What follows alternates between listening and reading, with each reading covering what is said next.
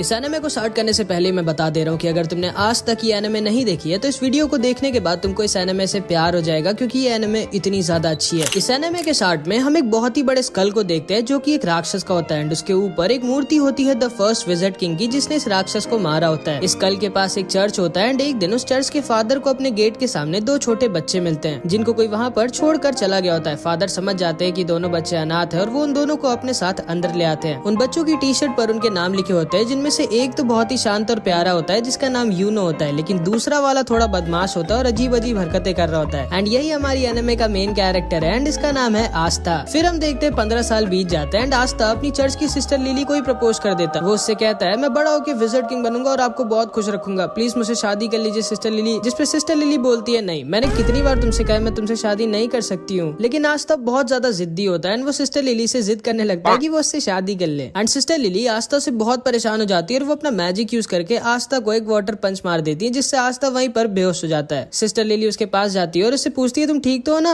And तभी वहाँ पे चर्च के कुछ और बच्चे आ जाते हैं और वो सिस्टर लिली से कहते हैं बिल्कुल सही किया आपने, जब भी आपको परेशान करे इसको एक दो वाटर पंच मार दिया करिए। लेकिन तभी आस्था दोबारा से होश में आ जाता है एंड फिर से सिस्टर लिली के पीछे पड़ जाता है। बट इस बार वहाँ पर यूनो आ जाता है एंड वो आस्था को अपने मैजिक से वहीं पर गिरा देता है। आस्था गुस्से में उठता है और उसके पास भाग के जाके कहता है आखिर तुम हर बार मेरे और सिस्टर लिली के बीच में अपनी टांग क्यों घुसाते हो। जिसपे यूनो आस्था से कहता है देखो, पहले तो तुम बहुत ज्यादा शोर मचाते हो, दूसरा तुम्हारी हाइट बहुत कम है, तीसरा तुम दिमाग से कम हो, और सिस्टर लिली इस चर्च की नन है और नन लोग शादी नहीं कर सकती, तुम्हारे दिमाग में इतना भी नहीं घुसता क्या। जिसपे आस्था बहुत गुस्सा हो जाता है और यूनो से कहता है आजा 1v1, फ्री फायर में नहीं असली फाइट में मतलब। जिसपे आस्था से कहता है नहीं, मुझे टाइम वेस्ट नहीं करना है तुम्हारे साथ 1v1 करके। आस्था बोलता है क्यों डर गए क्या। जिसपे बच्चा जिसका नाम मैक्स होता है ये बोलता है तुम सोच भी कैसे सकते हो कि तुम यूनो को जिंदगी में भी हरा सकते हो। आस्था मैक्स से बोलता है तुम्हारी प्रॉब्लम क्या है बच्चे, मुझसे मैं तुमसे इतना बड़ा हूँ फिर भी तुम मेरी रिस्पेक्ट क्यों नहीं करते कभी। जिसपे मैक्स बोलता है बिल्कुल भी नहीं, मैं किसी ऐसे की रिस्पेक्ट कर ही नहीं सकता जो 15 साल का होने के बाद भी मैजिक नहीं यूज कर सकता। असल में आस्था के पास बिल्कुल भी मैजिक नहीं होता, मतलब आस्था एक ऐसे वर्ल्ड में होता है जहाँ पे मैजिक से ही सब कुछ होता है बिना मैजिक के। मैक्स आस्था से कहता है तुम सोच भी कैसे सकते हो कि तुम बिना मैजिक के यूनो जैसे पावरफुल मैजिशियन को हरा सकते हो। आस्था कहता है अच्छा यूनो अगर इतना ही स्ट्रॉन्ग है तो वो ये कर सकता है क्या। एंड वो बहुत ही तेज स्पीड में क्रंचेस मारने लगता है। असल में आस्था मैजिक तो यूज कर नहीं सकता, इसलिए वो एक्सरसाइज करके अपने आप को फिजिकली बहुत स्ट्रॉन्ग बना लेता है। मैक्स आस्था से कहता है कि तुम क्रंचेस मारकर विजिट किंग नहीं बन सकते, क्योंकि विजिट किंग स्ट्रॉन्गेस्ट मैजिशियन होता है, स्ट्रॉन्गेस्ट बॉडी बिल्डर नहीं। एंड तभी यूनो अपने मैजिक से सिस्टर लिली के कपड़े सुखाने लगता है, जिसको देखने सारे बच्चे भाग के चले जाते हैं। एंड यूनो का भी सपना आस्था की तरह विजिट किंग बनने का होता है। सिस्टर लिली भी यूनो को थैंक यू कहती है उसकी हेल्प करने के लिए, जिसपे आस्था को बहुत जलन होती है एंड वो जल्दी से भाग के लकड़ियां काटने आ जाता है ताकि सिस्टर लिली उसको भी थैंक यू बोले। लेकिन इससे पहले कि वो लकड़ियां काटता है यूनो अपने मैजिक से लकड़ियां भी काट देता है। असल में इसको आस्था के सामने शो ऑफ करना थोड़ा पसंद होता है। मैक्स कहता है मुझे यकीन है अगला विजिट किंग यूनो ही बनेगा, तुम नहीं आस्था। एंड तभी वहाँ पर फादर भी आ जाते हैं एंड वहाँ आकर यूनो की तारीफ करने लगते हैं कि यूनो जरूर इस चर्च का नाम एक दिन रोशन करेगा। आस्था दुखी हो जाता है और कोने में अकेला जाकर बैठ जाता है। तभी उसके पास सिस्टर लिली आती है और उससे कहती है दुखी मत हो आस्था, थोड़े दिनों में तुम्हारी ग्रिमवॉर तुम्हें मिल जाएगी, फिर तुम भी मैजिक यूज कर पाओगे। जिसको सुनकर आस्था खुश हो जाता है और फिर से खड़ा हो जाता है और कहता है आप देखना सिस्टर लिली, मुझे इस दुनिया की बेस्ट ग्रिमवॉर मिलेगी एंड फिर मैं बहुत मेहनत करके सबसे ज्यादा स्ट्रॉन्ग बनूंगा एंड फिर एक दिन मैं विजिट किंग बनूंगा। ग्रिमवॉर असल में एक मैजिकल बुक होती है जिसमें 3 लीफ बनी होती है जो सबको 15 साल की एज पे मिलती है एंड उसको पाने के बाद लोगों का मैजिक बहुत ज्यादा बढ़ जाता है और वो मैजिकल अटैक्स भी यूज कर सकते हैं। आस्था यूनो से कहता है कि जब मुझे मेरी ग्रिमवॉर मिलेगी तब हम दोनों बचपन की तरह साथ में प्रैक्टिस करेंगे और साथ में बहुत स्ट्रॉन्ग बनेंगे। लेकिन यूनो उसे इग्नोर कर वहाँ से चला जाता है, मानो वो आस्था को अपने टक्कर का मानता ही नहीं है। जिसपे आस्था भी बहुत दुखी हो जाता है एंड वो भी वहाँ से चला जाता है। सिस्टर लिली यूनो के पास आती है और उससे कहती है तुम्हें आस्था के साथ ऐसा नहीं करना चाहिए था। जिसपे यूनो कहता है आस्था मेरे रहते कभी भी विजिट किंग नहीं बन सकता। सिस्टर लिली को लगता है कि आस्था क्योंकि बहुत दुखी होकर गया है तो वो मे भी कहीं पर चुपचाप जाके रो रहा होगा, लेकिन हमारा आस्था रोता होता नहीं है, वो यहाँ पर ट्रेनिंग कर रहा होता है और ज्यादा स्ट्रॉन्ग होने के लिए एंड अपने विजिट किंग बनने के सपने को सच करने के लिए। थोड़े दिनों बाद आस्था यूनो और बहुत सारे बच्चे जो 15 साल के हो गए थे वो सब ग्रिमवॉर टावर जाते हैं अपनी अपनी ग्रिमवॉर लेने। आस्था बहुत ज्यादा एक्साइटेड होता है क्योंकि अब वो फाइनली मैजिक यूज कर पाएगा एंड यूनो को टक्कर दे पाएगा। वहाँ पे 2 नोबल फैमिलीज के भी बच्चे आए होते हैं जो आस्था और यूनो का मजाक उड़ा रहे होते हैं क्योंकि वो लोग गरीब होता। तभी वहाँ पर उस ग्रिमवॉर टावर का मास्टर आ जाता है एंड सारे लोगों का वेलकम करता है। आस्था बहुत ज्यादा एक्साइटेड और खुश होता है। फिर ये मास्टर एक मैजिकल स्पेल बोलता है और सारे लोगों के पास अपने आप उनकी ग्रिमवॉर उड़कर जाने लगती है। सारे लोग अपनी अपनी ग्रिमवॉर पाकर बहुत खुश होते हैं, लेकिन आस्था के पास कोई भी ग्रिमवॉर नहीं आती। आस्था बोलता है मेरी ग्रिमवॉर लेट हो गई क्या, मेरी ग्रिमवॉर कहाँ है। जिसपे सारे के सारे लोग उस पर हंसने लगते हैं एंड उसका मजाक बनाने लगते हैं। लेकिन तभी यूनो के पास उसकी ग्रिमवॉर आ जाती है जो कि होती है एक 4 लीफ ग्रिमवॉर जो कि बहुत ही ज्यादा रेयर होती है एंड यही ग्रिमवॉर फर्स्ट विज़र्ड किंग के पास भी होती है, जिसको देखकर सारे के सारे लोग शॉक्ड रह जाते हैं कि आखिर यूनो जो कि नोबल फैमिली का भी नहीं है उसको 4 लीफ ग्रिमवॉर कैसे मिल गई। यूनो उल्टा घूमता है और सबसे कहता है कि वो बनेगा अगला विज़र्ड किंग एंड सारे के सारे लोग उसकी तारीफ करने लगते हैं। लेकिन तभी आस्था खड़ा होता है और यूनो से बोलता है नहीं तुम नहीं, मैं बनूंगा अगला विज़र्ड किंग, जिसपे फिर से सारे के सारे लोग उस पर हंसने लगते हैं एंड उसका मजाक उड़ाने लगते हैं एंड यूनो भी आस्था को वहीं पर इग्नोर करके वहाँ से चला जाता है। इसके बाद आस्था अकेले जंगल में उल्टा लटका होता है और थोड़ा सा दुखी होता है क्योंकि ना तो सिर्फ उसके पास मैजिक है बट अब तो उसको ग्रिमवॉर भी नहीं मिली। लेकिन इतना सब कुछ होने के बाद भी वो गिव अप नहीं करता और वो उठता है और कहता है क्या हुआ अगर मेरे को ग्रिमवॉर नहीं मिली तो मैं तब भी मेहनत करना नहीं छोड़ूंगा एंड एक दिन विज़र्ड किंग जरूर बनूंगा, तुम बस वेट करना यूनो, मैं ही तुम्हारा राइवल हूँ एंड मैं ये तुम्हें प्रूफ करके रहूंगा। लेकिन तभी उसे एक आवाज आती है। इधर हम देखते हैं ये दोनों जलन के मारे यूनो से लड़ने आ जाते हैं एंड उससे कहते हैं आखिर तुम्हारे जैसे गरीब को 4 लीफ ग्रिमवॉर कैसे मिल सकती है एंड हम नोबल्स को नहीं, मैं जला दूंगा तुम्हारी इस ग्रिमवॉर को। एंड वो यूनो के ऊपर एक मैजिकल अटैक यूज कर देता है, लेकिन यूनो बिना अपनी ग्रिमवॉर का यूज किए ही अपने आप को डिफेंड कर लेता है, जिसको देखकर ये दोनों शॉक्ड रह जाते हैं कि आखिर यूनो इतना स्ट्रॉन्ग कैसे है। लेकिन तभी अचानक से कुछ चेन्स आके उन दोनों को पकड़ लेती हैं एंड तभी वहाँ पर एक आदमी आता है जो बोलता है तुम लोग पागल हो क्या जो इतनी रेयर चीज को जलाना चाहते हो। यूनो पूछता है कौन हो तुम, जिसपे ये बताता है मेरा नाम है स्नेक और मुझे वो चीज चाहिए जो तुम्हारे पास है। एंड तभी वो अपने मैजिक से यूनो को भी पकड़ लेता है एंड उसकी 4 लीफ ग्रिमवॉर को भी उससे छीन लेता है। यूनो बोलता है स्नेक मैंने तुम्हारा नाम सुना है, तुम एक बहुत ही स्ट्रॉन्ग और फेमस चोर हो, लेकिन तुम्हें ये तो पता ही होगा कि एक ग्रिमवॉर को केवल उसका ओरिजिनल ओनर ही यूज कर सकता है। जिसपे स्नेक कहता है हाँ मेरे को पता है कि तुम्हारी ग्रिमवॉर को तुम्हारे बिना कोई यूज नहीं कर सकता, लेकिन ब्लैक मार्केट में इस 4 लीफ ग्रिमवॉर के मेरे को बहुत पैसे मिलेंगे एंड इसीलिए मैं तुम्हारी ग्रिमवॉर चुरा रहा हूँ और माफ करना तुम्हारा विज़र्ड किंग बनने का सपना यहीं पर खत्म होता है। एंड तभी वहाँ पर हमारा आस्था आ जाता है एंड आते ही गिर के अपनी बेइज्जती करा लेता है, लेकिन फिर भी वो खड़ा होता है और बोलता है क्या हो रहा है यहाँ और तुम्हारे पास 2-2 ग्रिमवॉर कैसे है। यूनो बोलता है उनमें से एक मेरी और यहाँ से जल्दी से भाग जाओ, ये बहुत स्ट्रॉन्ग है। तब आस्था सारा का सारा खेल समझ जाता है एंड वो स्नेक से कहता है चुपचाप यूनो की ग्रिमवॉर वापस कर दो, जिसपे स्नेक उससे कहता है तुम तो वही लूजर हो ना जिसको एक भी ग्रिमवॉर नहीं मिली। एंड ये कहकर वो उस पर हंसने लगता है। आस्था कहता है हाँ मैं वही हूँ जिसको कोई ग्रिमवॉर नहीं मिली, लेकिन मैं वो भी हूँ जो एक दिन विज़र्ड किंग बनेगा। एंड ये कह के आस्था स्नेक की तरफ भागता है। यूनो कहता है नहीं उससे मत लड़ना आस्था। स्नेक अपने मैजिक से आस्था पर अटैक करता है, लेकिन आस्था उसके अटैक को डॉज करके उसके पीछे आ जाता है एंड वो बस उसको एक पंच मारने वाला होता है, लेकिन तभी स्नेक की चेन्स उसको पकड़ लेती हैं एंड फिर स्नेक अपने मैजिक से आस्था को बहुत ज्यादा इंजर्ड कर देता है। आस्था मन में सोचता है कि ये तो बस एक चोर है, फिर ये इतना स्ट्रॉन्ग कैसे है, और अगर एक चोर इतना स्ट्रॉन्ग है तो फिर विज़र्ड किंग कितना स्ट्रॉन्ग होगा। एंड फिर स्नेक उसको पीछे की दीवार पर लड़ा देता है एंड उसके पास जाकर बोलता है अपनी आंखें खोलो बच्चे, तुम मुझे 100 जन्मों में भी नहीं हरा सकते। आस्था मन में सोचता है कि ये सही तो कह रहा है, मैं चाहे जितना भी अपनी बॉडी को ट्रेन करके स्ट्रॉन्ग बना लूं, लेकिन मैं इसको भी नहीं हरा सकता। स्नेक आस्था के ऊपर हंसता है और बोलता है अपनी चेन से मैं किसी के अंदर कितना मैजिक है ये नाप सकता हूँ, और तुम्हारे अंदर एक बूंद मैजिक भी नहीं है एंड इसीलिए तुम्हारे पास कोई ग्रिमवॉर नहीं आई, क्योंकि ग्रिमवॉर मैजिक को बढ़ाती है और तुम्हारे पास तो मैजिक है ही नहीं। तुम विज़र्ड किंग तो क्या, तुम कोई नॉर्मल सी जॉब भी नहीं कर सकते। शर्म करो अपनी जिंदगी पर, तुम एक बहुत ही बड़े लूजर हो। जिसको सुनकर आस्था अंदर से टूट जाता है और वो सोचने लगता है कि ये एकदम सही तो कह रहा है, मेरे अंदर ना तो मैजिक है और ना ही मेरे पास अब एक ग्रिमवॉर है, फिर आखिर मैं कैसे विज़र्ड किंग बन सकता हूँ जो कि पूरी दुनिया का सबसे स्ट्रॉन्गेस्ट मैजिशियन होता है। एंड जिंदगी में पहली बार आस्था गिव अप करने वाला होता है, लेकिन तभी यूनो चिल्लाकर बोलता है नहीं, मैं जानता हूँ आस्था विज़र्ड किंग नहीं बनेगा, क्योंकि अगला विज़र्ड किंग तो मैं ही बनूंगा, लेकिन आस्था कोई लूजर नहीं है, वो मेरा राइवल है एंड उसके अंदर भी एक मैजिकल पावर है एंड वो है कभी भी गिव अप ना करना। एंड इसको सुनते ही आस्था के अंदर मानो दोबारा से जान आ जाती है। वो स्नेक से कहता है दूर हट मुझसे। स्नेक उससे दूर हट जाता है एंड आस्था के पास से एक अजीब सी एनर्जी आने लगती है। आस्था यूनो से कहता है चिंता मत करो यूनो, मैं इस आदमी को तुम्हारी ग्रिमवॉर नहीं ले जाने दूंगा, चाहे उसके लिए मुझे मरना ही क्यों ना पड़े। एंड तभी आस्था के पास उसकी खुद की ग्रिमवॉर उड़कर आ जाती है, जो कि कोई नॉर्मल ग्रिमवॉर नहीं बल्कि एक 5 लीफ ग्रिमवॉर होती है, जो पूरी की पूरी दुनिया में सिर्फ एक ही है, मतलब यूनो से भी ज्यादा रेयर ग्रिमवॉर। दुनिया में 3 तरह की ग्रिमवॉर्स होती है। 3 लीफ ग्रिमवॉर जिसमें मैजिकल पावर्स होती है एंड ये बहुत कॉमन होती है। 4 लीफ ग्रिमवॉर जो कि बहुत रेयर होती है एंड इसमें मैजिकल पावर्स के साथ गुड लक भी होता है। एंड लास्ट में है 5 लीफ ग्रिमवॉर जो कि पूरी दुनिया में सिर्फ एक ही है एंड इसके अंदर एक डीमन होता है। एंड आस्था को फाइनली उसकी 5 लीफ ग्रिमवॉर मिल जाती है। यूनो आस्था को देखकर स्माइल करता है और बोलता है मुझे पता था आस्था, तुम वो जो इम्पॉसिबल को भी पॉसिबल कर सकता है, जैसे तुमने बचपन में किया था। एंड फिर हम इन दोनों का बचपन देखते हैं कि कैसे यूनो स्टार्टिंग में बहुत ही रोथुड़ू था और छोटी छोटी बात पर रोता रहता था एंड आस्था स्टार्टिंग से ही उसकी मदद करता रहता था और एकदम उसके बड़े भाई की तरह उसको प्रोटेक्ट करता था। फिर एक दिन बचपन में सिस्टर लिली आस्था और यूनो को पहले विज़र्ड किंग की स्टोरी सुनाती है कि कैसे एक बार पूरी दुनिया पर एक बहुत ही बड़े और ताकतवर राक्षस ने हमला कर दिया था और हर जगह तबाही मचा दी थी। हर तरफ बस दुख ही दुख फैल गया था, लेकिन तभी अचानक से एक लड़का वहाँ वहाँ आ जाता है और उन सबको बचा लेता है। एंड उसके पास एक 4 लीफ ग्रिमवॉर होती है एंड उसकी और उस राक्षस की बहुत दिनों तक लड़ाई होती है, लेकिन आखिरी में वो लड़का उस राक्षस को हरा देता है और दोबारा से दुनिया में सुख और शांति ले आता है। एंड वही बनता है फर्स्ट विज़ार्ड किंग, पूरी दुनिया का सबसे स्ट्रॉन्गेस्ट मैजिशियन। एंड इसी स्टोरी को सुनने के बाद आस्था और यूनो डिसाइड करते हैं कि वो दोनों भी बड़े होकर विज़ार्ड किंग बनेंगे। शाम को फादर आकर यूनो को एक लेटर देते हैं और उससे कहते हैं उस लेटर को विलेज के बाहर एक आदमी तक पहुँचाने के लिए। आस्था कहता है लो मैं चला जाता हूँ, लेकिन यूनो उसे मना कर देता है और कहता है नहीं, वो अकेला जाएगा। यूनो अकेला उस आदमी के पास पहुँच जाता है और उसे वो लेटर दे देता है। काफी रात हो चुकी होती है और आस्था को यूनो की चिंता होने लगती है। एंड फिर वापस लौटते वक्त यूनो को एक बड़ा सा आदमी घेर लेता है और वो उसका पेंडेंट उससे जबरदस्ती छीन लेता है। यूनो उससे कहता है प्लीज मुझे वो वापस कर दो, वो मेरे पेरेंट्स की आखिरी निशानी है। जिसपे हंसता और बोलता है चुपचाप यहाँ से भाग जाओ बच्चे, वरना मुझे तुम्हें जान से मारना पड़ेगा। जिसको सुनकर यूनो डर जाता है और रोने लगता है और सोचता है कि अब वो कुछ नहीं कर सकता, लेकिन तभी वहाँ पर आस्था आ जाता है एंड उस आदमी को पकड़ लेता है। यह आदमी आस्था को मारकर दूर फेंक देता है, लेकिन आस्था फिर से जाकर उसको पकड़ लेता है और जोर जोर से चिल्ला रहा होता है। यूनो बस आस्था को देख रहा होता है और सोच रहा होता है कि आखिर जब आस्था जानता है कि वो इस आदमी को नहीं हरा सकता, फिर वो लड़ क्यों रहा इससे। आस्था को ये आदमी बहुत ज्यादा इंजर्ड कर देता है, लेकिन फिर भी आस्था गिव अप नहीं करता और उसको पकड़े रहता है और जोर जोर से चिल्ला रहा होता है कि यूनो का पेंडेंट वापस कर। ये आदमी समझ जाता है कि ये बच्चा कोई नॉर्मल बच्चा नहीं है एंड वो उस पेंडेंट को वहीं पर छोड़कर चला जाता है एंड आस्था वहीं पर गिर जाता है। यूनो उसके पास आकर रोते हुए बोलता है मुझे माफ करना, मेरी वजह से तुम्हें इतनी मार पड़ी। जिसपे आस्था उससे कहता है तुम चिंता मत करो, मैं हमेशा तुम्हारे साथ रहूंगा और तुम्हें प्रोटेक्ट करूंगा एंड एक दिन मैं बनूंगा विज़ार्ड किंग और तुम्हें और चर्च के सारे लोगों को खुश और सेफ रखूंगा। और इधर हम देखते हैं आस्था की ग्रिमवॉर से एक अजीब सी तलवार निकलती है और स्नेक बोलता है अचानक से तुम्हारे पास एक ग्रिमवॉर कहाँ से आ गई, ये क्या हो रहा है। एंड वो आस्था के ऊपर दोबारा से अटैक कर देता है, लेकिन आस्था अपनी स्वॉर्ड यूज करता है एंड स्नेक की मैजिकल चेंज गायब हो जाती है। स्नेक बोलता है कि ये कैसे किया तुमने, आखिर हो कौन तुम। जिसपे आस्था बोलता है मैं वो हूँ जो एक दिन बनेगा विज़ार्ड किंग। एंड ये कहकर आस्था स्नेक के ऊपर अटैक कर देता है एंड स्नेक की एक बार में बैंड बजा देता है और उसको हरा देता है। यूनो उसे देखकर हंस रहा होता है और आस्था उसके पास आकर बोलता है ये देखो यूनो, मेरे को फाइनली मेरी ग्रिमवॉर मिल गई। यूनो आस्था से बोलता है तो तुमने मुझे एक और बार बचा लिया आस्था, तुम्हें याद है ना वो प्रॉमिस जो हमने बचपन में किया। बचपन में जब यूनो आस्था की बात सुनता है तो वो पूछता है कि क्या मैं विज़ार्ड किंग बन सकता हूँ जबकि मैं इतना वीक हूँ। जिसपे आस्था यूनो से कहता है हाँ, अगर तुम बहुत मेहनत करोगे और कभी भी गिव अप नहीं करोगे तो तुम क्या कोई भी विज़ार्ड किंग बन सकता है। जिसको सुनकर यूनो खड़ा होता है और बोलता है ठीक है, मैंने भी डिसाइड कर लिया है कि आज के बाद मैं कभी भी नहीं रहूंगा एंड मैं बहुत मेहनत कर एक दिन विज़ार्ड किंग बनूंगा और तुमको और चर्च के सारे लोगों को खुश रखूंगा। जिसपे आस्था यूनो से कहता है इसका मतलब है कि अब हम दोनों राइवल्स हैं। एंड वो दोनों एक दूसरे से प्रॉमिस करते हैं कि वो दोनों बहुत मेहनत करेंगे एंड एक दिन विज़ार्ड किंग बनेंगे। आस्था यूनो से कहता है हाँ मुझे याद है एंड मुझे लगा था कि तुम भूल गए होगे। एंड फिर वो दोनों फिर से बचपन की तरह दोबारा से एक दूसरे से शर्त लगाते हैं ये देखने के लिए कि पहले विज़ार्ड किंग कौन बनेगा। इसके बाद हम अभी के विज़ार्ड किंग की झलक देखते हैं एंड उन 9 मैजिक नाइट्स को देखते हैं जो किंगडम में विज़ार्ड किंग के बाद सबसे ज्यादा स्ट्रॉन्ग मैजिशियंस होते हैं और इनका काम होता है किंगडम में पीस और ऑर्डर मेंटेन करके रखना। एंड इन सबकी एक स्क्वाड होती है जिसको ज्वाइन करने के लिए बच्चों को एक एंट्रेंस एग्जाम देना होता है और उसी एग्जाम के लिए आस्था और यूनो दोनों ट्रेनिंग कर रहे होते हैं। इधर हम देखते हैं फादर और सिस्टर लिली ग्रिमवॉर टावर के मास्टर के पास जाते हैं एंड फादर मास्टर से पूछता है कि आखिर एंट्रेंस एग्जाम के लिए उसने यूनो के साथ आस्था का भी नाम क्यों दिया, जबकि आस्था तो उस टेस्ट में पास हो भी नहीं सकता। जिसपे मास्टर उससे कहता है कि आस्था ने मुझे उसकी ग्रिमवॉर दिखाई थी और मुझसे बहुत रिक्वेस्ट किया था कि उसको एंट्रेंस एग्जाम में भेज दे, तो इसलिए मैंने भेज दिया। फादर मास्टर से पूछते हैं कि आखिर जो ग्रिमवॉर आस्था के पास आई है वो है क्या और वो असलियत में ग्रिमवॉर है भी कि नहीं। जिसपे मास्टर उसे बताता है मैं तुम्हें ज्यादा तो नहीं बता सकता, लेकिन हाँ उस ग्रिमवॉर की वजह से आस्था को फ्यूचर में एक बहुत बड़ी लड़ाई लड़नी होगी। फादर मास्टर से रिक्वेस्ट करने लगता है कि आस्था बहुत वीक है और उसके पास मैजिक भी नहीं है तो उसको एंट्रेंस एग्जाम में ना भेजे। जिसपे मास्टर उससे कहते हैं कि कहीं ऐसा तो नहीं कि तुम आस्था को इसलिए नहीं भेजना चाहते क्योंकि अगर वो पास हो गया तो वो यहाँ से चला जाएगा और तुम्हें उसकी याद आएगी। जिसपे फादर थोड़ा सा शर्मा जाता है और बहाने बनाने लगता है एंड सिस्टर लिली भी समझ जाती है कि फादर आस्था को सीक्रेटली बहुत प्यार करते हैं। इधर हम देखते हैं आस्था और यूनो रेस लगाते हुए चर्च वापस आ रहे होते हैं और उन दोनों के बीच में टाई हो जाता है। आस्था पूछता है जल्दी बताओ कौन जीता। मैक्स बोलता है यूनो जीता है। आस्था कहता है अभी रेस खत्म नहीं हुई है, जो चर्च के अंदर पहले घुसेगा वो जीतेगा। और आस्था चर्च के अंदर घुसने वाला होता है, लेकिन तभी यूनो उसे अपने मैजिक से उड़ाकर दूर फेंक देता है और रेस को जीत जाता है। रात में सोते वक्त आस्था सपने में भी यही बोल रहा होता है कि वो एक दिन विज़ार्ड किंग बनेगा। भाई ये पागल होता है विज़ार्ड किंग बनने के लिए। जिसको सुनकर मैक्स आस्था पर गुस्सा हो जाता है। अगले दिन आस्था फिर से ट्रेनिंग कर रहा होता है और उसके पास मैक्स आ जाता है। आस्था पूछता है क्या हुआ। मैक्स बोलता है तुम बेवकूफ हो। जिसपे आस्था उस पर गुस्सा हो जाता है और बोलता है ये बोलने के लिए तुम चर्च से इतनी दूर मेरे पास आए हो। मैक्स उसे बोलता है कि तुम्हारे पास तो मैजिक भी नहीं है, तुम सोच भी कैसे सकते हो कि तुम मैजिक नाइट एग्जाम में पास होगे। आस्था बोलता है अब तो मेरे पास मेरी ग्रिमवॉर है एंड अब तो मैं जरूर से मैजिक नाइट एग्जाम में पास होऊंगा और एक दिन विज़ार्ड। लेकिन तभी उसको मैक्स बीच में रोक देता है और कहता है चुप रहो, जब देखो तब विज़ार्ड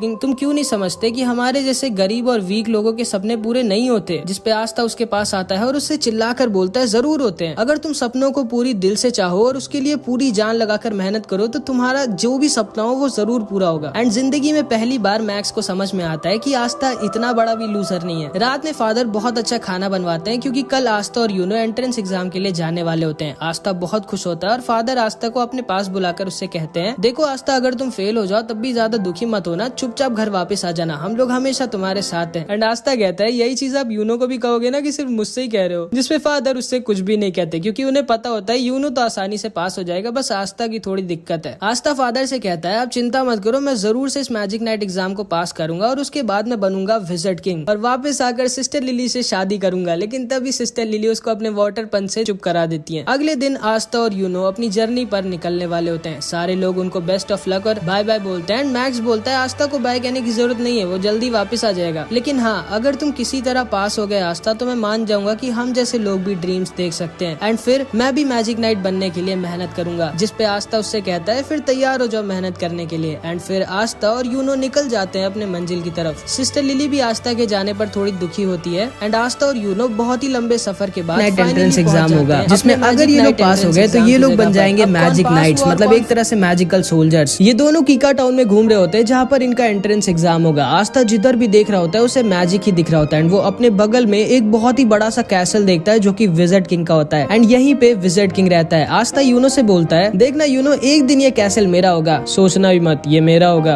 ये तो वक्त ही बताएगा कि हम दोनों में से कौन विज़र्ड किंग बनेगा। इसके बाद हम देखते हैं आस्था, यूनो और बहुत सारे लोग एंट्रेंस एग्जाम देने आए होते हैं एंड आस्था सबसे पागलों की तरह कह रहा होता है, हेलो दोस्तों, मैं एक दिन विज़र्ड किंग बनूंगा। एंड ताकि यूनो की बेइज्जती ना हो इसलिए वो ऐसे एक्टिंग कर रहा होता है जैसे वो आस्था को जानता ही नहीं है। आस्था यूनो दोनों एंट्रेंस गेट पर पहुंच जाते हैं एंड यूनो जब अपनी 4 लीफ ग्रिमवॉर्ड दिखाता है तो सारे के सारे लोग शॉक्ड रह जाते हैं कि आखिर कौन है ये लड़का जिसके पास 4 लीफ ग्रिमवॉर्ड है। एंड गार्ड उसे गेट के अंदर जाने देता है। लेकिन जब आस्था अपनी ग्रिमवॉर्ड दिखाता है तो गार्ड को यकीन ही नहीं होता कि ये कोई ग्रिमवॉर्ड है भी कि नहीं, क्योंकि आस्था की 5 लीफ ग्रिमवॉर्ड इतनी ज्यादा रेयर होती है कि उसके बारे में कोई जानता ही नहीं है। लेकिन आस्था की बहुत ज्यादा रिक्वेस्ट करने के बाद गार्ड आस्था को भी अंदर जाने देता है। आस्था के पीछे एक लड़का खड़ा होता है जो बोलता है, ये लड़का काफी फनी लग रहा है मुझे। सारे के सारे बच्चे एंट्रेंस लॉबी में खड़े होते हैं एंड यहाँ पर जिसके पास जितनी कम मैजिकल पावर होती है उसके पास उतनी ज्यादा मैजिक बर्ड्स आती हैं एंड यूनो के पास एक भी मैजिक बर्ड नहीं आती। एंड सारे लोग सोच रहे होते हैं कि आखिर कौन है ये इतना स्ट्रॉन्ग मैजिशियन जिसके पास एक 4 लीफ ग्रिमवॉर्ड भी है, इतनी स्ट्रॉन्ग मैजिकल पावर है कि एक भी चिड़िया इसके पास नहीं आ रही। एंड आते यूनो के पीछे 2-3 लड़कियां पड़ जाती है और हमारे बेचारे आस्था के पीछे ढेर सारी मैजिक बर्ड्स। एंड सारे लोग आस्था के ऊपर हंस रहे होते हैं कि लोग, कौन है ये लड़का जिसके पीछे आधे से ज्यादा चिड़िया पड़ गई है। आस्था भागते भागते अचानक से एक आदमी से लड़ जाता है एंड ये आदमी बहुत ही ज्यादा बड़ा और ताकतवर दिख रहा होता है। आस्था को लगता है कि ये भी कोई बच्चा ऐसा है जो एंट्रेंस एग्जाम देने आया है एंड वो इससे पूछता है, तुम्हें लगी तो नहीं ना दोस्त? एंड ये आदमी आस्था का सिर पकड़कर उसको उठा लेता है और अपने हाथों से उसका सर पीसने वाला होता है और उससे कहता है, तुम जानते नहीं हो क्या मैं कौन हूँ? एंड ये आदमी कोई और नहीं बल्कि एक magic knight squad black bulls का कैप्टन यामी होता है, जो कि सारे के सारे मैजिक नाइट स्क्वाड्स की सबसे बेकार स्क्वाड होती है। एंड आस्था बेचारा आते ही एक मैजिक नाइट स्क्वाड के कैप्टन से ही पंगा ले लेता है। यामी आस्था का सर पीसने वाला होता है लेकिन तभी यामी के स्क्वाड के 2 मेंबर्स वहाँ पर आ जाते हैं, फिनरल और गॉर्डन। फिनरल बहुत ही बड़ा ठरकी होता है और गॉर्डन बहुत ज्यादा शांत और अच्छा होता है। फिनरल यामी से कहता है, आप यहाँ क्या कर रहे हो, जल्दी चलिए, इवेंट स्टार्ट होने वाला है। जिसपे यामी बोलता है, अरे कुछ नहीं, मैं बस ऊपर जाने का रास्ता भूल गया था। एंड तभी एंट्रेंस एग्जाम स्टार्ट हो जाता है एंड यामी आस्था को छोड़कर वहाँ से चला जाता है। आस्था खड़ा होता है एंड तभी उसके पास ये लड़का दोबारा से आता है जिसका नाम सेक्के होता है एंड वो आके आस्था से दोस्ती कर लेता है। एंड तभी वहाँ पर सारे के सारे 9 मैजिक नाइट स्क्वाड्स के कैप्टन आ जाते हैं एंड ये सारे के सारे बहुत ज्यादा स्ट्रॉन्ग होते हैं। एंड कहा जाता है कि पूरी दुनिया में इन सबसे स्ट्रॉन्ग सिर्फ एक आदमी है जो कि खुद विज़र्ड किंग है। इस कैप्टन का नाम विलियम होता है और ये गोल्डन डॉन का कैप्टन होता है एंड इसकी स्क्वाड वर्ल्ड की नंबर 1 स्क्वाड होती है एंड सभी का सपना इसकी स्क्वाड ज्वाइन करने का होता है। और वहीं पर यामी की स्क्वाड ब्लैक बुल सबसे खराब होती है और उसमें कोई भी नहीं जाना चाहता। आस्था सेक्के से पूछता है, विज़र्ड किंग कहाँ है? जिसपे सेक्के आस्था से बोलता है, विज़र्ड किंग थोड़ी ना इन सब छोटे मोटे इवेंट्स में आएंगे, वो हमारे किंगडम के किंग है, उनके पास और भी ज्यादा इंपॉर्टेंट काम होते हैं। विलियम सबसे कहता है, टाइम आ चुका है तुम सबके एग्जाम को स्टार्ट करने का। एंड वो अपना मैजिक यूज करता है एंड आसमान से एक बहुत ही बड़ा पेड़ नीचे आ जाता है एंड सारे के सारे कैंडिडेट्स को एक एक मैजिकल ब्रूम दे देता है, मतलब एक जादुई झाड़ू। ये तुम लोगों का पहला टेस्ट होगा और तुम सबको अपनी मैजिक पावर से उड़ना होगा। सारे के सारे बच्चे अपनी मैजिक पावर से उड़ने की कोशिश करते हैं और सारे कैप्टन सबको ऑब्जर्व कर रहे होते हैं। यूनो सबसे ऊपर उड़ रहा होता है और सारे के सारे कैप्टन को इम्प्रेस कर देता है। वहीं पर हमेशा की तरह आस्था बेचारा उड़ना तो छोड़ो, कूद भी नहीं पा रहा होता है इस झाड़ू को पकड़ के। तभी इन सारे कैप्टन में से एक कैप्टन नीचे जाकर एक लड़की को डांटता है जो इसकी बहन होती है एंड ये इससे कहता है, तुम ये एग्जाम देने क्यों आई हो, सिल्वर फैमिली की बेइज्जती मत करो, तुम ये एग्जाम पास नहीं कर पाओगी, चुपचाप घर लौट जाओ। एंड फिर वो वहाँ से चला जाता है। एंड इस लड़की का नाम नोएल होता है। सेक्के आस्था से बोलता है ट्राई करते रहो आस्था, तुम ये कर सकते हो। लेकिन हम सब ये जानते हैं कि आस्था ये नहीं कर सकता क्योंकि उसके पास मैजिक है ही नहीं। एंड इस वाले और इसके बाद की हर टेस्ट में आस्था बहुत ज्यादा खराब करता है। इसके बाद विलियम सबसे कहता है अब तुम लोगों का फाइनल टेस्ट होगा, तुम सबको एक एक पार्टनर चूज कर लेना है जिसके साथ तुम लड़ाई करोगे। सेक्के आस्था से बोलता है चलो हम दोनों पार्टनर्स बन जाते हैं। एंड आस्था उसकी बात को मान जाता है। इसके बाद आस्था और सेक्के दोनों तैयार होते हैं एक दूसरे से लड़ने के लिए। आस्था सेक्के से बोलता है ऑल द बेस्ट सेक्के, चलो हम दोनों अपना अपना बेस्ट देते हैं। जो भी हारेगा वो बुरा नहीं मानेगा और हम दोनों की दोस्ती पे कुछ फर्क नहीं पड़ना चाहिए। एंड अभी सेक्के अपना असली रंग दिखाता है। वो आस्था से बोलता है ध्यान से सुन गंदी नाली के कीड़े, मैं तेरा कोई दोस्त वोस्त नहीं हूँ। मैंने बस सिर्फ तुझसे इसलिए दोस्ती की थी क्योंकि मुझे पहले से पता था ये वाला टेस्ट होगा जिसमें हम लोगों को अपना अपोनेंट खुद डिसाइड करना होगा। एंड इसीलिए मैंने तुमसे दोस्ती की थी ताकि तुम्हारे जैसे वीक लड़के को हरा कर मैं आराम से एक मैजिक नाइट बन सकूं। एंड ये कह के वो वहाँ से चला जाता है। आस्था एकदम शॉक्ड रह जाता है क्योंकि उसे लगा था कि उसको उसका पहला दोस्त मिल गया था। एंड ये सारे लोग भी बोलने लगते हैं क्या यार सेक्के तो बहुत चालाक निकला, वो आसानी से आस्था को हराकर मैजिक नाइट बन जाएगा। एंड काश आस्था ने हम लोगों को चुना होता ताकि हम लोग उसको हराकर आराम से जीत जाते, क्योंकि इन सब को लग रहा होता है कि आस्था कोई बहुत ही बड़ा वीक लूजर है। सेक्के हंसते हुए तैयार होता है अपनी फाइट के लिए और अपनी ग्रिमवॉर निकाल कर तैयार हो जाता है। सारे के सारे कैप्टन्स और सब लोग श्योर होते हैं कि आस्था जीत नहीं पाएगा क्योंकि इन लोगों को पता ही नहीं होता है कि आस्था कोई लूजर नहीं है। इन लोगों की फाइट स्टार्ट होती है एंड आस्था अपनी ग्रिमवॉर से अपनी तलवार निकालता है एंड सेक्के के ऊपर सिर्फ एक अटैक करता है और सेक्के की बैंड बजा देता है। सारे के सारे लोग दंग रह जाते हैं कि ये क्या हुआ, ये लड़का तो बहुत स्ट्रॉन्ग है। एंड यूनो भी दूर से खड़ा होकर आस्था को देखकर हंस रहा होता है। सारे के सारे कैप्टन्स भी शॉक्ड रह जाते हैं एंड आस्था अपनी तलवार अपने कंधे पर रखता है और बोलता है मेरा नाम याद रखना सेक्के, आस्था, और मैं वो हूँ जो एक दिन बनेगा विज़र्ड किंग। इसके बाद और भी कई कंटेस्टेंट्स की लड़ाई होती है एंड फाइनली यूनो की बारी आ जाती है। यूनो से कोई लड़ना चाहता ही नहीं था क्योंकि कोई भी हारना नहीं चाहता था, लेकिन तभी यूनो के पास सलीम आ जाता है एंड इसी ने पहले यूनो पर अटैक किया था। ये यूनो से कहता है पिछली बार तो तुम बच गए थे लेकिन इस बार तुम नहीं बचोगे। एंड इन दोनों के बीच बहुत ही भयानक फाइट होती है लेकिन आखिरी में यूनो अपने मैजिक से सलीम को हरा देता है। इसके बाद एंट्रेंस एग्जाम खत्म हो जाता है और अब सारे के सारे कैप्टन की बारी होती है चूज करने की कि कौन से बच्चे को वो अपनी टीम में लेना चाहेंगे। अगर किसी भी बच्चे के लिए एक से ज्यादा कैप्टन ने हाथ उठा दिया तो बच्चे को डिसाइड करना होगा कि वो किसकी स्क्वाड में जाना चाहेगा। लेकिन अगर किसी बच्चे के लिए किसी भी कैप्टन ने अपना हाथ नहीं उठाया तो वो बच्चा फेल हो जाएगा। बहुत सारे बच्चे एक एक कर फेल हो रहे होते हैं और आस्था को बहुत टेंशन हो रही होती है कि वो फेल ना हो जाए। एंड फिर बारी आ जाती है यूनो की और जिंदगी में पहली बार 9 के 9 कैप्टन अपना हाथ किसी बच्चे के लिए उठा देते हैं क्योंकि ये सब के सब यूनो को अपनी टीम में लेना चाहते थे। अब यूनो को डिसाइड करना होता है कि वो किसके ग्रुप में जाएगा और यूनो गोल्डन डॉन यानी कि the best magic knight squad चुनता है। एंड इसके बाद बारी आती है हमारे आस्था की। आस्था बहुत ज्यादा डरा होता है और मन में बस यही बोल रहा होता है प्लीज गॉड मेरे लिए बस कोई एक कैप्टन हाथ उठा दे। एंड आस्था का ऑक्शन शुरू होता है और कोई भी कैप्टन अपना हाथ नहीं उठाता है, जिसका मतलब था कि आस्था फेल हो जाता है। आस्था बहुत ज्यादा दुखी हो जाता है और वहाँ से जाने वाला होता है। लेकिन तभी यामी खड़ा होता है और बोलता है तुम जानते हो बच्चे तुम फेल क्यों हुए, क्योंकि तुम बहुत ज्यादा वीक हो और तुम्हारे पास मैजिक भी नहीं है। फिर आखिर तुम सोच भी कैसे सकते हो कि तुम मैजिक नाइट बन सकते हो। इसके बाद यामी अपनी मैजिकल पावर दिखाता है जो कि इतनी ज्यादा स्ट्रॉन्ग होती है कि आसपास की जमीन हिलने लगती है। वो नीचे कूदता है और आस्था के पास आकर बोलता है मैंने सुना कि तुम विज़र्ड किंग बनना चाहते हो, तुम्हें पता तो है ना विज़र्ड किंग बनने के लिए तुम्हें मुझे और उन 8 कैप्टन्स को हराना होगा। और तुम्हें क्या लगता है तुम हम 9 के 9 कैप्टन्स को कभी जिंदगी में भी हरा सकते हो? जिसपे आस्था बोलता है मैं जानता हूँ कि मैं बहुत वीक हूँ और मेरे पास मैजिक भी नहीं है, लेकिन मुझे फर्क नहीं पड़ता कि मैं कितना वीक हूँ। मुझे फर्क नहीं पड़ता कि आप सारे कैप्टन्स कितने स्ट्रॉन्ग हैं। अगर विज़र्ड किंग बनने के लिए मुझे आप सबको हराना पड़ेगा तो मैं आप सबको हराऊंगा एंड एक दिन मैं जरूर बनूंगा विज़र्ड किंग। जिसको सुनकर यामी जोर जोर से हंसने लगता है और आस्था से कहता है मुझे तुम पसंद आए बच्चे, मैं तुम्हें अपनी स्क्वाड में लूंगा और तुमसे बहुत मेहनत करवाऊंगा ताकि तुम बन सको विज़र्ड किंग। एंड जिंदगी में पहली बार किसी ने आस्था के सपने पर विश्वास किया होता है और उस पर हंसा नहीं होता है। आस्था बहुत ज्यादा खुश हो जाता है और यामी को थैंक यू बोलता है। एंड उसके बाद ये एंट्रेंस एग्जाम फाइनली खत्म हो जाता है और आस्था का पेट खराब हो जाता है। वो बाथरूम में हल्का होने गया होता है लेकिन तभी वहाँ पर सेक्के आ जाता है जो आस्था से अपनी हार का बदला लेना चाहता था। वो आस्था के ऊपर अपना मैजिक लिजर्ड छोड़ देता है और ये अगर आस्था को काट लेता तो आस्था की जान भी जा सकती थी। लेकिन तभी यूनो आकर आस्था को बचा लेता है और सेक्के को डरा कर उससे बोल सोचना भी मत कि तुम आस्था के टक्कर के हो या फिर तुम आस्था के आसपास भी आते हो। आस्था मेरा राइवल है, वो मेरी टक्कर का है, अब चुपचाप निकलो यहाँ से। एंड सेक्के डर के वहाँ से भाग जाता है। फिर आस्था और यूनो दोनों निकल जाते हैं अपनी अपनी मंजिल की तरफ एंड जिंदगी में पहली बार अब ये लोग साथ में नहीं रहेंगे। यामी आस्था आस्था पर गुस्सा होता है क्योंकि वो बहुत देर से हग रहा होता है। इसके बाद फिनरल अपने मैजिक से एक पोर्टल खोल देता है और आस्था, यामी और ये दोनों आ जाते हैं ब्लैक बुल्स के बेस पर, जहाँ पे अब से आस्था रहेगा। आस्था खुशी खुशी अपने नए घर का गेट खोलता है, लेकिन उसकी खुशी ज्यादा देर तक नहीं रहती क्योंकि बेस के गेट पर अचानक से एक ब्लास्ट हो जाता है और आस्था रॉकेट बनकर दूर जाकर गिर जाता है। यामी बोलता है, स्वागत है तुम्हारा ब्लैक बुल स्क्वाड में।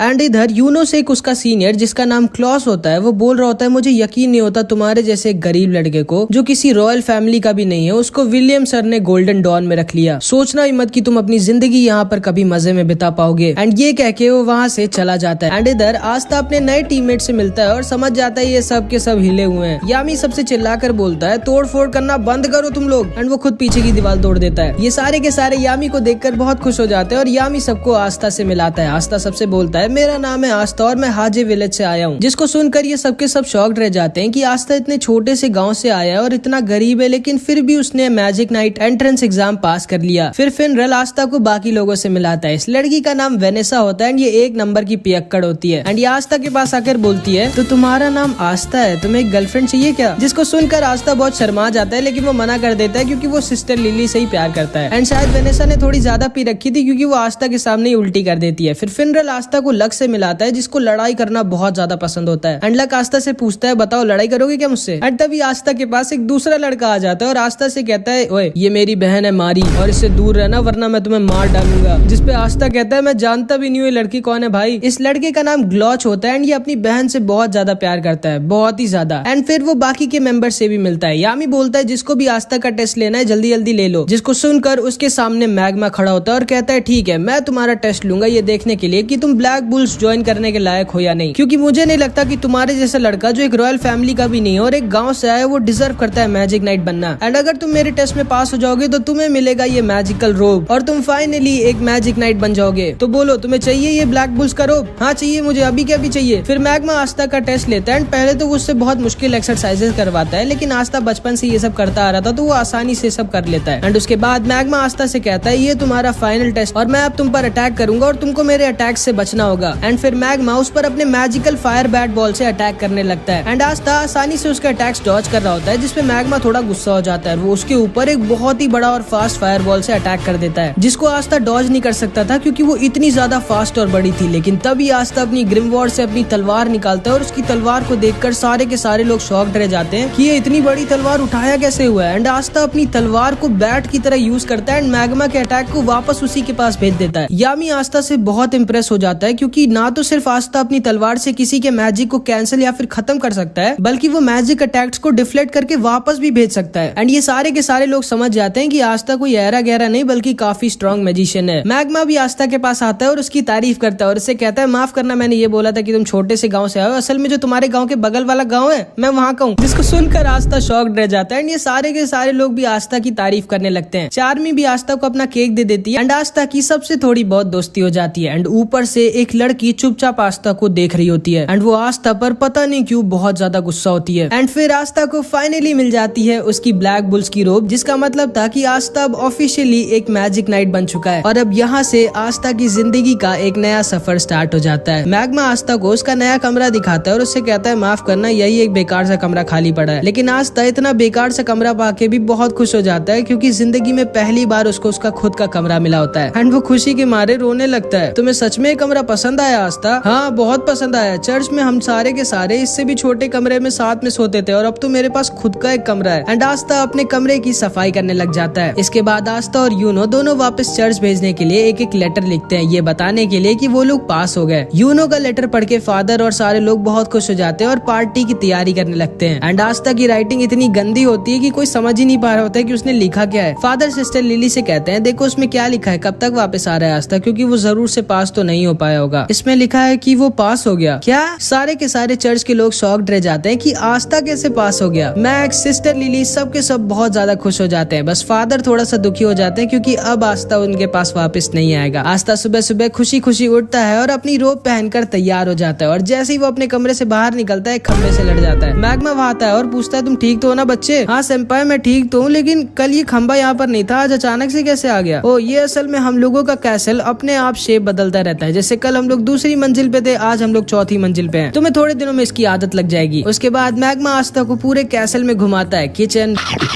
बाथरूम,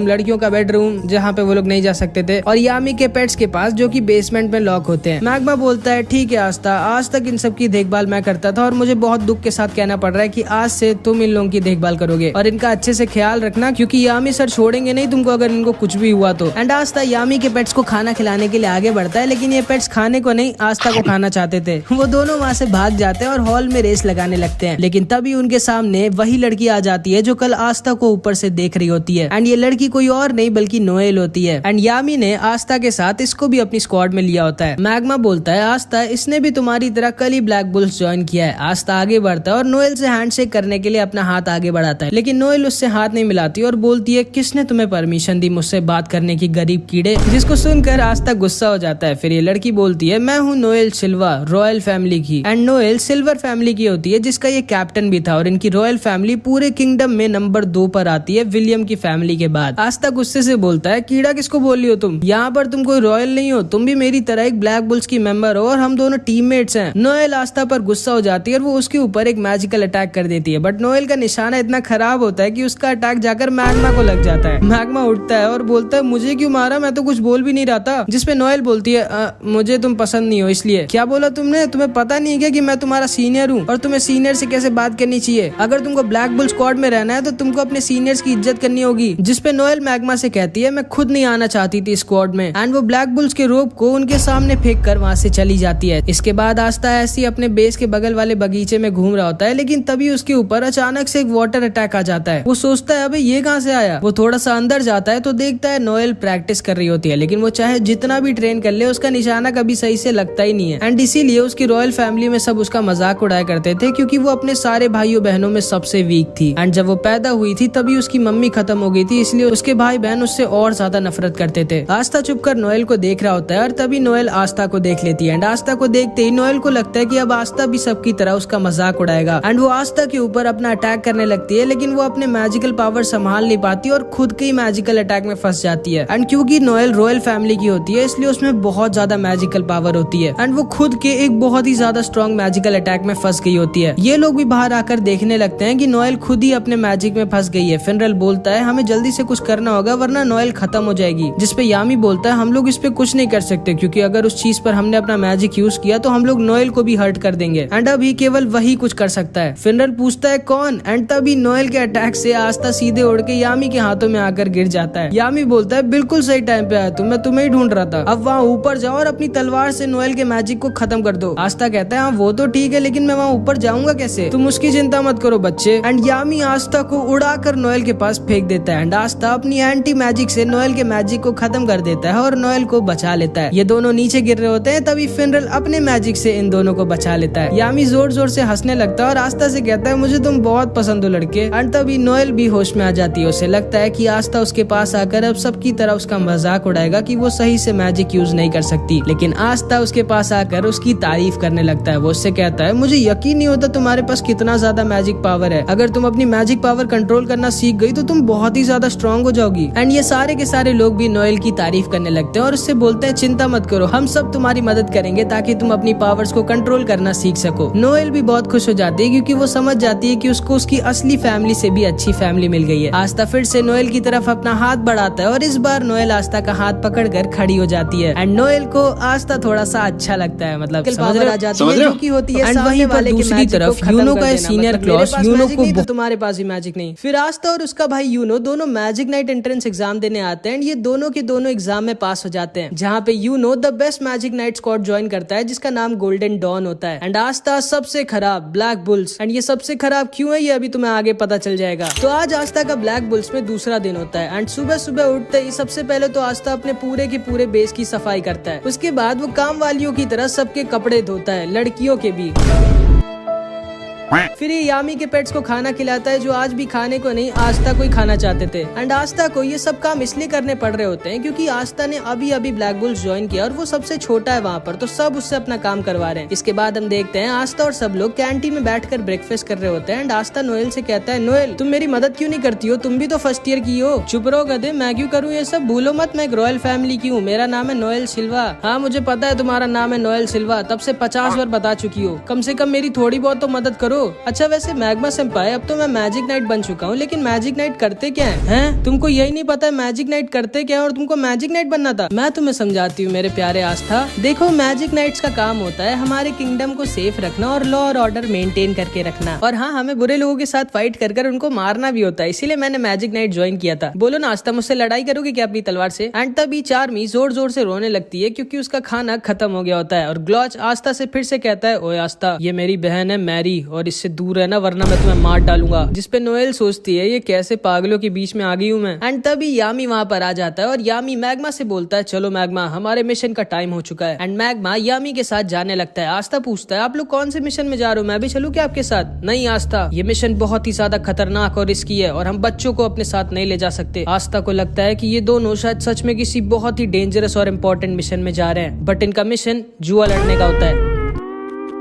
ये लोग जुआ लड़ने गए होते हैं पैसे जीतने के लिए, एंड ये दोनों के दोनों नंगे बैठे होते हैं क्योंकि ये दोनों अपने कपड़े तक हार गए होते हैं जुए में। एक और राउंड लगाओ जिराया। ठीक है, लेकिन इस बार आप क्या दाव पे लगाएंगे कैप्टन यामी? अपनी चड्डी? नहीं, वो मैं नहीं दे सकता, वो मेरे लिए बहुत जरूरी है। इस बार मैं दाव पर लगाऊंगा अपनी ग्रिम वॉर। अरे नहीं यामी सर, ये आप क्या कर रहे हो? आपकी चड्डी आपकी ग्रिम वॉर जितनी जरूरी थोड़ी है। चुप रहो मैग्मा, मैं हार नहीं मान सकता। एक ट्रू वॉरियर कभी भी गिव अप नहीं करता, याद रखना। और देखना इस बार मैं जरूर जीतूंगा। नहीं नहीं, मैं आपकी ग्रिम वॉर नहीं रख सकता। चलिए ठीक है, इस बार अगर आप हारे तो आपको मेरा एक काम करना होगा और आपकी चड्डी भी मेरी होगी। लेकिन हाँ, अगर आप जीते तो मैं आपको आपका सारा का सारा सामान वापस कर दूंगा। ठीक है, मुझे तुम्हारी शर्त मंजूर है। ये तुमने बहुत ही बड़ी गलती कर दी जिराया। बांटो पत्ते। यामी सर की बात सुनी तुमने? अभी के अभी पत्ते बांटो, और इस बार आप नहीं जीतेंगे जिराया सर। एंड ये दोनों के दोनों अपनी चड्डी तक हार जाते हैं।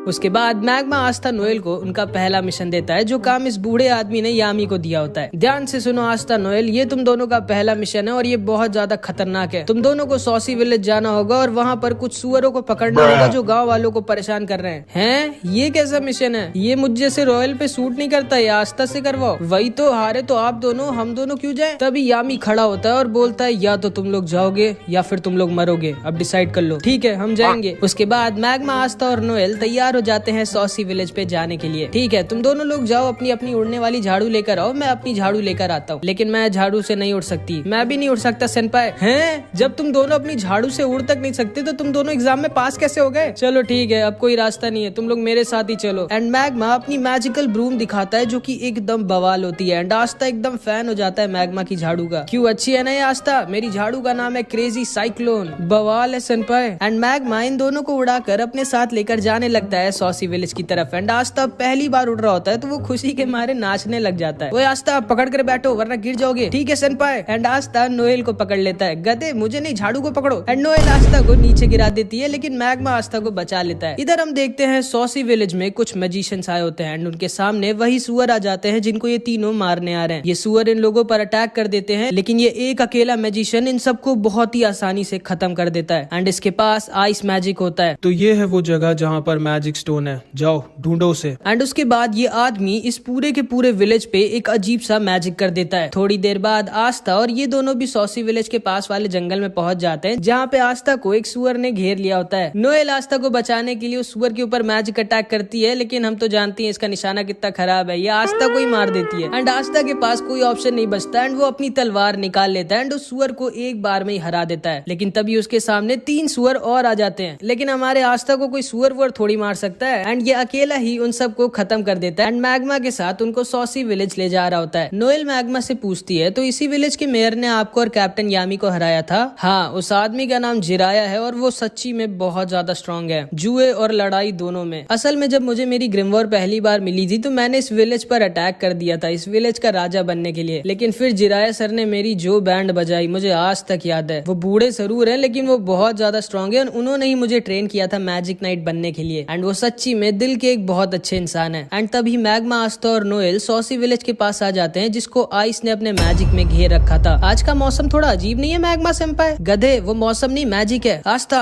जल्दी कुछ करो। भला मैं क्या कर सकता हूँ इसमें? यार तुम कितने कम दिमाग के हो, अपनी तलवार से उस मैजिक को हटाओ। अच्छा हाँ, ओके। एंड आस्था अपनी तलवार से आइस के मिस्ट मैजिक को हटा देता है। ये तीनों देखते हैं पूरे विलेज के लोगों को आइस और उसके साथियों ने बंदी बना कर रखा है। एंड आइस अपने मैजिक से इन सबको खत्म करने वाला होता है, लेकिन तभी मैग्मा अपने मैजिक से इन सबको बचा लेता है। ये सारे गाँव के लोग मैग्मा को देखकर बहुत खुश हो जाते हैं और मैग्मा उन सबके पास आता है तो देखता है जिराया खत्म हो चुका था एंड उसने अपनी आखिरी सांस तक विलेजर्स को प्रोटेक्ट। अरे तुम लोग अंदर कैसे आ गए? चलो अच्छी बात है, मैं वैसे भी यहाँ पर बहुत बोर हो रहा था। एंड आइस मैग्मा के ऊपर भी एक बहुत ही बड़ा और स्ट्रॉन्ग मैजिकल अटैक कर देता है जिसे मैग्मा डॉज नहीं कर सकता था, लेकिन तभी आस्था अपनी एंटी मैजिक स्वॉर्ड से आइस के अटैक को बीच से काट देता है। आइस शॉक्ड रह जाता है कि ये कैसी मैजिक पावर है, ये तो मैं पहली बार देख रहा हूँ। एंड आस्था आइस से बोलता है तू तो गया एंड वो आइस की तरफ अपनी तलवार लेकर भागता है। ये लोग भी आस्था के ऊपर अटैक करते हैं लेकिन आस्था की तलवार के रहते उनके अटैक्स आस्था को छू भी नहीं सकते थे। आइस आस्था से बोलता है बहुत खूब बच्चे, मुझे नहीं पता था ब्लैक बुल जैसी बेकार स्क्वाड में तुम्हारी जैसी अनोखी मैजिकल पावर वाला कोई लड़का है। आखिर तुम इन सब जानवरों को क्यों बचाना चाहते हो? क्या बोला तुमने?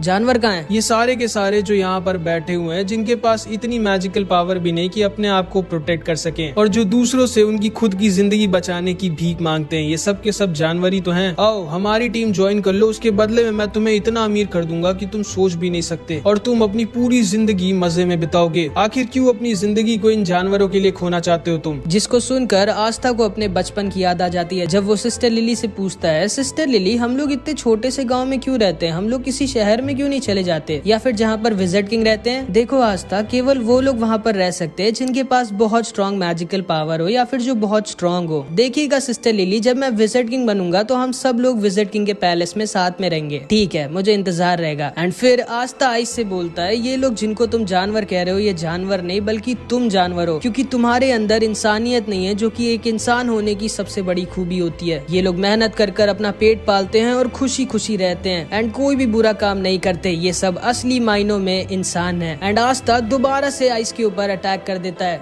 तुम भी इन सब की तरह बेवकूफ हो, अब मरो। एंड आइस के साथ ही दोबारा से पूरे के पूरे विलेज को मिस्ट मैजिक में घेर लेते हैं एंड आइस अपने मैजिक से आस्था और सारे लोगों को अपनी आइस ब्लेड से घेर लेता है एंड उन सब पर अटैक करने लगता है। आस्था अकेली उसके सारे अटैक्स रोक रहा होता है और मैग्मा नोएल और सारे विलेजर्स को बचा रहा होता है, लेकिन वो बहुत ज्यादा थक चुका होता है। आखिर कब तक लड़ोगे बच्चे? मैं कई दिनों तक तुम पर अटैक करता रह सकता हूँ। आखिर कभी न कभी तो तुम थकोगे या फिर मिस करोगे एंड वही तुम्हारी जिंदगी का आखिरी पल होगा। एक गलती और तुम खत्म। और मुझे नहीं लगता कि ये तुम्हारा दोस्त भी ज्यादा टाइम तक टिक पाएगा और इन जानवरों को और खुद को बचा पाएगा। आस्था सोचने लगता है कि अब वो क्या करे, अगर वो अपने आप को बचाता रहेगा तो मैग्मा नोएल और सारे गांव वाले मारे जाएंगे। एंड तभी आस्था को आइस का एक अटैक लग जाता है। नोएल भी उसके ऊपर अटैक करने की कोशिश करती है लेकिन उसका निशाना लगता ही नहीं है। आइस नोएल से बोलता है, तुम तो एक रॉयल फैमिली की हो, तुमको मैं सबसे पहले मारूंगा। जिसको सुनकर नोएल डर जाती है और वो समझ जाती है कि हम लोग इनसे नहीं जीत सकते एंड नोएल वहाँ से भागने लगती है। लेकिन तभी नोएल को एक छोटी सी बच्ची पकड़ लेती है और उससे कहती है, प्लीज हमें छोड़कर मत जाइए, हमारी मदद करिए। जिसको सुनते ही नोएल की आंखें खुल जाती हैं क्योंकि पहली बार किसी ने जिंदगी में नोएल से हेल्प मांगी होती है। नोएल उस बच्ची से बोलती है, चिंता मत करो, मैं तुम्हें कुछ भी नहीं होने दूंगी, मेरा नाम है नोएल सिल्वा, सिल्वर फैमिली की। एंड तभी नोएल की ग्रिम वॉर में एक नया मैजिकल अटैक आ जाता है एंड वो अपनी नई मैजिकल पावर का यूज करके सारे के सारे विलेजर्स को अपने वाटर मैजिक शील्ड में घेर लेती है। मैग्मा नोएल की तारीफ करता है और आइस समझ जाता है कि नोएल के पास बहुत ज्यादा मैजिकल पावर है। एंड तभी आस्था, जो कि एक शेर की तरह सही मौके का इंतजार कर रहा था, उसको वो सही मौका दिख जाता है एंड वो आइस के ऊपर छुप कर अटैक कर देता है। आइस आस्था को देख कर डर जाता है और समझ जाता है कि वो इस अटैक को डॉज नहीं कर सकता। एंड आस्था आइस के सीने में अपनी तलवार घुसेड़ देता है बट आस्था की तलवार आइस के दिल तक नहीं पहुंच पाती। एंड तभी आइस भी अपने मैजिक से आस्था के पेट में एक छेद कर देता है एंड आस्था नीचे आकर गिर जाता है। आइस उसके पास आता है और बोलता है, अब थोड़ी देर दर्द में तड़पो बच्चे, उसके बाद तुम खुद ही खत्म हो जाओगे। एंड आइस जाकर अपने मैजिक से नोएल की शील्ड को तोड़ने लगता है। मैग्मा डर जाता है और वो समझ जाता है कि वो आइस को नहीं हरा सकता एंड वो डिसाइड कर लेता है कि मे बी शायद जिराया सर ने जो कुछ भी उसके लिए किया है उसका हिसाब बराबर करने का टाइम आ गया है। एंड मैग्मा डिसाइड करता है कि वो अपनी आखिरी सांस तक आइस से लड़ाई करेगा जब तक वो खत्म नहीं हो जाएगा। आइस नोएल की शील्ड को तोड़ने ही वाला होता है लेकिन तभी आस्था पीछे से दोबारा आइस पर अटैक कर देता है बट आइस आस्था को फिर से इंजर्ड करके दूर गिरा देता है। तुम अभी तक हार नहीं माने बच्चे। And Aastha bar bar ice पर अटैक कर रहा होता है लेकिन बार बार इंजर्ड होकर दूर गिर जा रहा होता है एंड फिर से खड़ा हो जा रहा होता है। मैग्मा आस्था को देखता है और समझ जाता है नहीं, वो अभी मर नहीं सकता जब तक वो सारे विलेजर्स को बचा ना ले। आइस बोलता है, आखिर तुम इन जानवरों को क्यों इतनी पागलों की तरह बचाना चाहते हो बच्चे? आखिर मिलेगा क्या तुमको इन सबको बचाकर? जिस पे आस्था बोलता है, इन सबको बचाकर मुझे मिलेंगी इन सब की दुआएं जिससे मैं एक दिन बनूंगा विजिट किंग।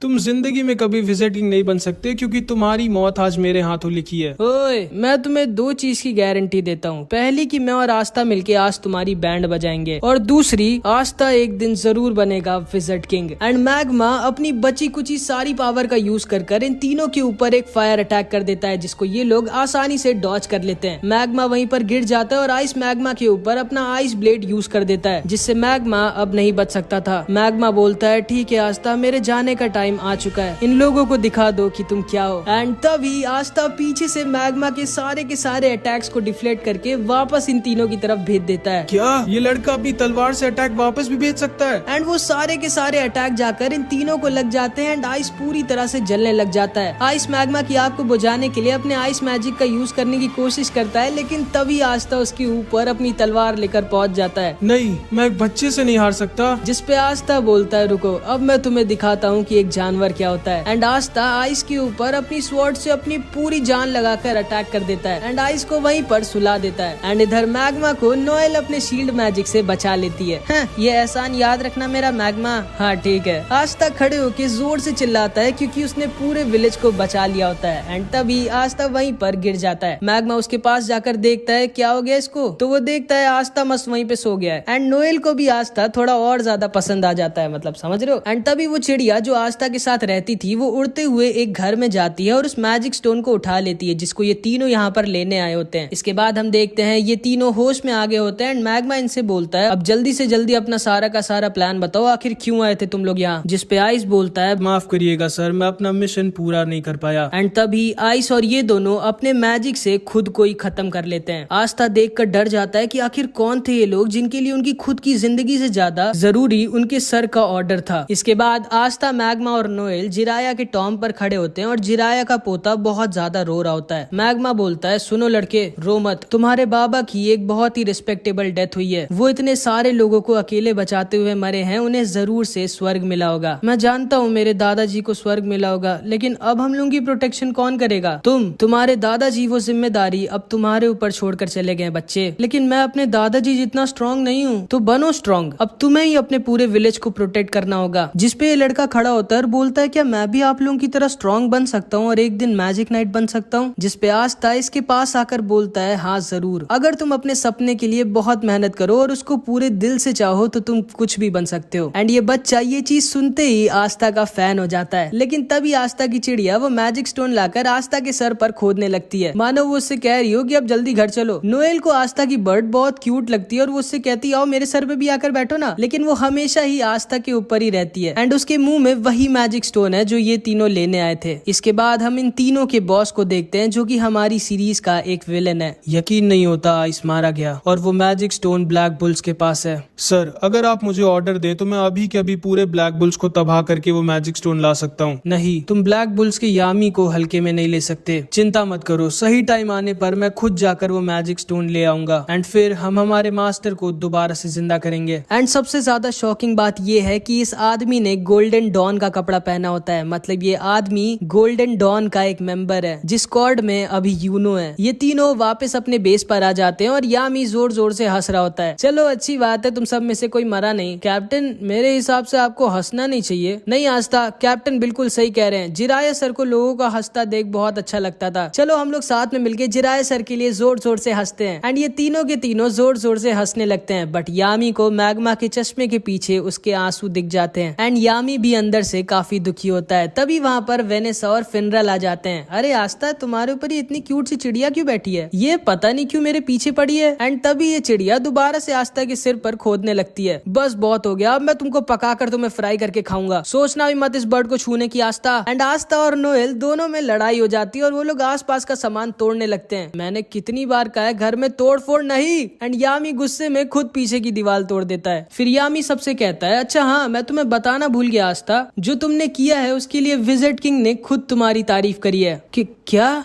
विज़र्ड किंग ने? हाँ, और उन्होंने कहा है कि वो जल्द ही तुमसे मिलेंगे। जिसको सुनकर आस्था एकदम शॉक्ड रह जाता है कि विज़र्ड किंग उससे मिलना चाहते हैं। एंड यहाँ पर इस एनिमे का पार्ट 3 खत्म हो जाता है। आई होप कि तुमको ये वीडियो अच्छी लगी होगी। नेक्स्ट पार्ट मैं तुरंत ही अपलोड कर दूंगा। जैसे इस वीडियो पे 150 कमेंट्स आ जाएंगे तो कुछ भी कमेंट जरूर से पावर आ जाती है, जो कि होती है सामने वाले के मैजिक को खत्म कर देना। मतलब मेरे पास मैजिक नहीं तो तुम्हारे पास भी मैजिक नहीं। उसके बाद आस्था और उसका भाई यूनो दोनों एक मैजिक नाइट स्क्वाड ज्वाइन कर लेते हैं, जिसमें यूनो ज्वाइन करता है गोल्डन डॉन और आस्था ज्वाइन करता है ब्लैक बुल्स। एंड फिर आस्था अपने पहले मिशन पे जाता है एंड पहले मिशन में ही उसके सामने एक बहुत ही खतरनाक आदमी आ जाता है जिसका नाम आइस होता है। लेकिन नोएल और मैग्मा की हेल्प से आस्था आइस को हरा देता है एंड एक पूरे के पूरे विलेज को बचा लेता है, जिसके लिए खुद विज़र्ड किंग उसकी तारीफ करते हैं एंड बोलते हैं कि वो जल्द ही उससे मिलेंगे। एंड आज आस्था के लिए एक बहुत ही स्पेशल डे होता है क्योंकि आज आस्था को उसकी पहली सैलरी मिलती है। इतने सारे पैसे, ये मेरी पूरी जिंदगी की सैलरी है क्या? ये तुम्हें ज्यादा लग रहे हैं आस्था? हाँ और नहीं तो क्या, इतने में मैं और मेरा पूरा चर्च साल भर खाना खाएं। कैप्टन मैं आपको अपना सारा का सारा पैसा दूंगा, आप मुझसे लड़ाई करेंगे क्या? नहीं कैप्टन, मैं अपनी छोटी बहन मारी से मिलने जा रहा हूँ। जाओ। मैं तो ढेर सारा खाना खाऊंगी। हाँ बस फटना मत, कुछ तो बोलो। इतना तो मैं दान दे दिया करती थी, जो मिला उस पे खुश रहो, समझी? ज्यादा उड़ो मत। मेरे प्यारे आस्था, तुम अपनी पहली सैलरी से क्या करने वाले हो? डेट पे चलोगे क्या मेरे साथ? नहीं, मैं अपने सारे पैसे वापस चर्च भेज दूंगा और थोड़ा दूर हटके बात कर सकती हैं आप मुझसे? ओए आस्था, बहुत अच्छे, तुम्हें अपना सारा का सारा पैसा घर भेज देना चाहिए, बहुत अच्छा कर रहे हो। हमें अपनी फैमिली के बारे में कभी नहीं भूलना चाहिए और उनका भी ख्याल रखना चाहिए। आप भी अपना सारा पैसा वापस भेजते हैं क्या मैग्मा सेंपाई? नहीं, मैं तो जुआ लड़ने जा रहा हूँ। कैसा आदमी है ये? आस्था देखो, वापस घर पैसे भेजना अच्छी बात होती है, लेकिन सारे पैसे भेजने की क्या जरूरत है? थोड़ा बहुत अपने लिए भी रख लो। लेकिन मैं करूंगा क्या इन पैसों का? मेरे साथ शॉपिंग चलो और क्या। उसके बाद आस्था, नोएल और वेनेसा कीका टाउन जा रहे होते हैं शॉपिंग करने। आस्था मुझे पकड़ना मत। ठीक है, मैंने कहा था मुझे पकड़ना मत गधे। असल में इतनी तेज हवा चल रही थी कि आस्था को लगा नोएल कह रही उसे पकड़ लो। इसके बाद हम देखते हैं आस्था, नोएल और वेनेसा तीनों कीका टाउन आ जाते हैं एंड आज भी आस्था इधर जिधर देख रहा होता है उसको मैजिक ही दिख रहा होता है एंड उसे वहाँ पे चार्मी भी दिखती है जो मस्त ठूस रही होती है। इतना सारा खाना जाता किधर है? एंड इधर हमेशा की तरफ फिनरल एक लड़की को छेड़ रहा होता है जो इसको बजा देती है। नोएल फिर से सोचती है कैसे पागलों की टीम में हूँ मैं। उसके बाद ये तीनों ब्लैक मार्केट में जाते हैं जहाँ पर इन्हें सेक्के मिल जाता है। ओए सेक्के, याद हूँ मैं तुम्हें, मैंने तुम्हारी बैंड बजाई थी। हाँ नहीं मतलब नहीं याद हो, कौन हो तुम? लेकिन तभी इन लोगों के पास एक बूढ़ी औरत का एक आदमी सामान चोरी कर भागने लगता है एंड आस्था उसके पीछे भागता है। ये दोनों इस बूढ़ी औरत के पास जाकर इससे कहते हैं आप चिंता मत करिए, आस्था के रहते वो आपका सामान लेके भाग नहीं पाएगा। आस्था के नहीं, मेरे रहते मेरी मैजिक बाइक से कोई भी नहीं भाग सकता। चिंता मत करो क्यूटीज, मैं अभी इस बूढ़ी औरत का पर्स लेके आता हूँ।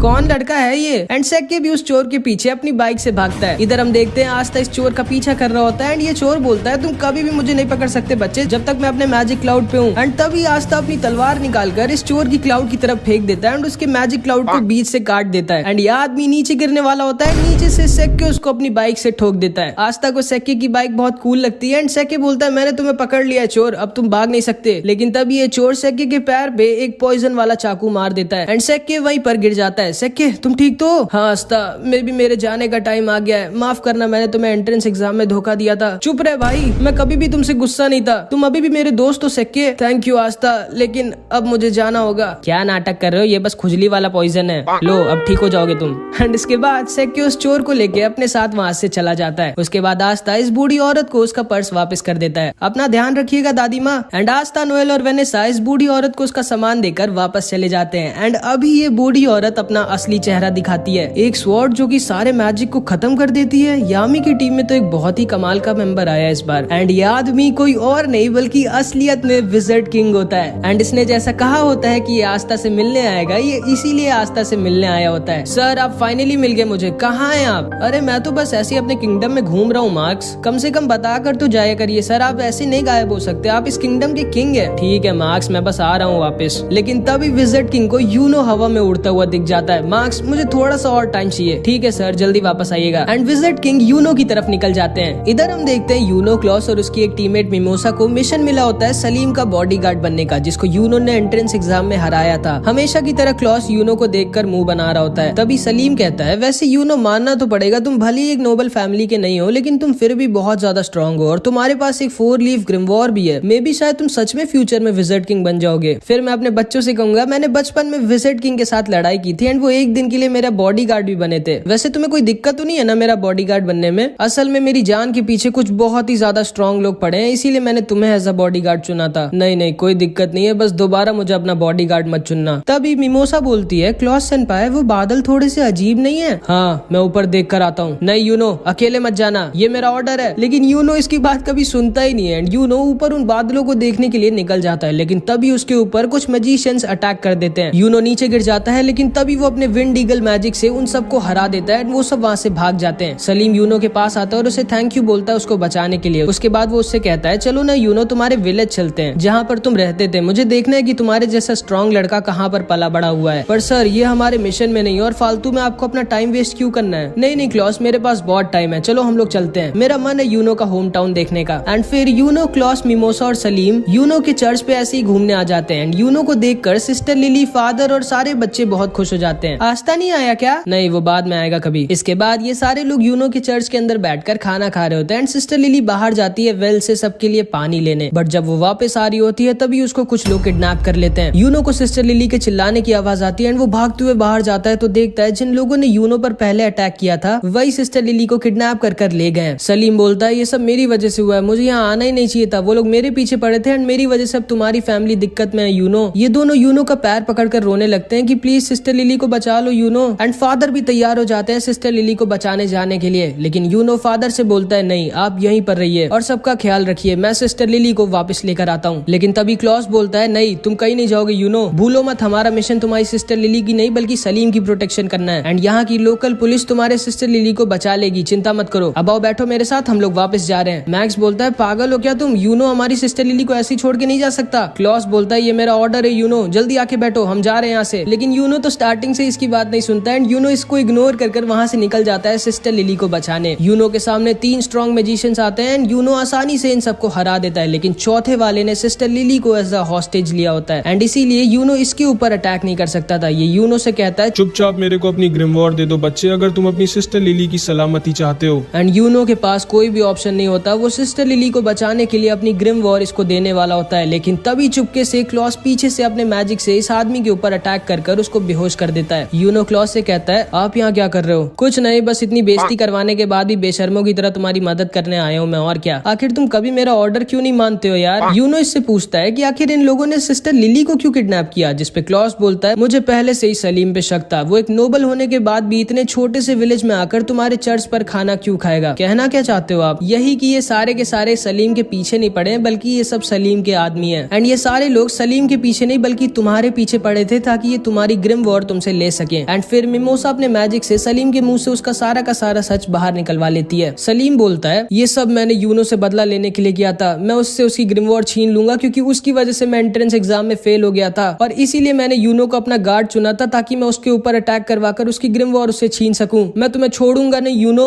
जिसको सुनकर सिस्टर लिली गुस्सा हो जाती है एंड सलीम को एक वाटर पंच मारकर सुला देती है एंड सलीम का प्लान पूरी तरह से फेल हो जाता है। चलो ठीक है, अब तो तुम लोग पकड़े ही जा चुके हो, अब ये बताओ तुम लोगों का लीडर कहाँ छुपा बैठा है। लेकिन इन सबको पता ही नहीं होता है कि इनका लीडर कहाँ पर है क्योंकि इनके लीडर को पहले ही विजिट किंग ने पकड़ लिया होता है एंड वो फर्स्ट विजिट किंग के स्टैचू के सामने मस्त लेट कर आराम कर रहे होते हैं। आप कहाँ है सर? जानते हैं कितना काम बचा हुआ है और आप यहाँ मजे में सो रहे हैं? आ रहा हूँ बाबा, आ रहा हूँ। एंड इसके बाद यूनो और सारे लोग दोबारा से चर्च में हंसी खुशी खाना खाते हैं, फिर वो सब वापस निकल जाते हैं। अगले दिन विलियम यूनो की टीम की तारीफ करता है, मुबारक हो, विजिट किंग ने तुम लोगों की तारीफ करी है एंड हमें सलीम की नोबल फैमिली के खिलाफ और भी कई गंदे कामों के लिए सबूत मिल गए एंड अब हम सलीम की फैमिली के ऊपर स्ट्रिक्ट एक्शन लेंगे। सर आप पहले से जानते थे कि ये सब हम लोगों के साथ होगा? हाँ, और इसीलिए मैंने यूनो को अकेला नहीं बल्कि तुम दोनों को इसके साथ भेजा था। अब जाओ आराम करो, तुम लोगों ने अच्छा काम किया। एंड फिर ये तीनों वापस जाने लगते हैं। क्लॉस यूनो से बोलता है यूनो अगली बार तो मेरी बात मानोगे ना? हाँ, मुझे पता है तुम झूठ बोल रहे हो, आखिर ऐसा क्यों करते हो तुम? एंड यूनो उसे इग्नोर कर रहा होता है जिसको सुनकर मिमोसा हंसने लगती है। एंड इधर हम देखते हैं मैग्मा दोबारा से जुए में सब कुछ हार जाता है, अपने कपड़े तक हार जाता है एंड चार्मी हमेशा की तरह ठूस रही होती है। एंड इधर दूसरी तरफ अचानक से एक बहुत बड़ा डंजन क्लोवर किंगडम और डायमंड किंगडम के बीच में ओपन हो जाता है। जिसको नहीं पता है मैं बता दूं, डंजन मतलब एक सीक्रेट टनल टाइप का होता है जिसके अंदर लोग खजाना यानी कि ट्रेजर छुपा कर रखते हैं एंड अंदर बहुत सारे ट्रैप्स भी होते हैं, इसलिए थोड़ा डेंजरस भी होता है। मार्क्स विजिट किंग से कहता है सर मुझे आपको कुछ बताना है। मुझे पता है मार्क्स उस डंजन के बारे में और मुझे ये भी पता है कि हमें किसको उस मिशन पर भेजना चाहिए। एंड इसके बाद हम देखते हैं ये सारे के सारे ब्लैक बुल्स के मेंबर आस्था की चिड़िया का नाम डिसाइड कर रहे होते हैं। मैं इसका नाम रखता हूँ मैग्ना फायर। बिल्कुल नहीं, बहुत ही गंदा नाम है। इसका नाम होगा जॉन स्नो। नहीं, नहीं, ये चिड़िया है, कोई राजा थोड़ी ना है। इसका नाम रख देते हैं दारू। दारू कैसा रहेगा? आखिर इसका नाम रखने की जरूरत क्या है? ये मेरे को दे दो ना, मुझे बहुत टेस्टी लग रही है। मैं पहले ही डिसाइड कर चुका हूँ इसका नाम क्या होगा। इसका नाम होगा रेड ब्लैक चिड़िया। एंड तभी आस्था की चिड़िया उसको मारने लगती है कि नहीं, ये नाम तो बिल्कुल नहीं रखना है मुझे। लेकिन फिर लक बोलता है क्यों ना हम लोग इसका नाम मैरो रख दें। एंड इस चिड़िया को भी ये नाम पसंद आता है एंड इस चिड़िया का नाम मैरो पड़ जाता है। तभी वहाँ पर फिनरल के साथ यामी आ जाता है और सारे लोग यामी को देखकर बहुत खुश हो जाते हैं। यामी सबको बताता है हमारे किंगडम में एक नया डंजन मिला है। क्या?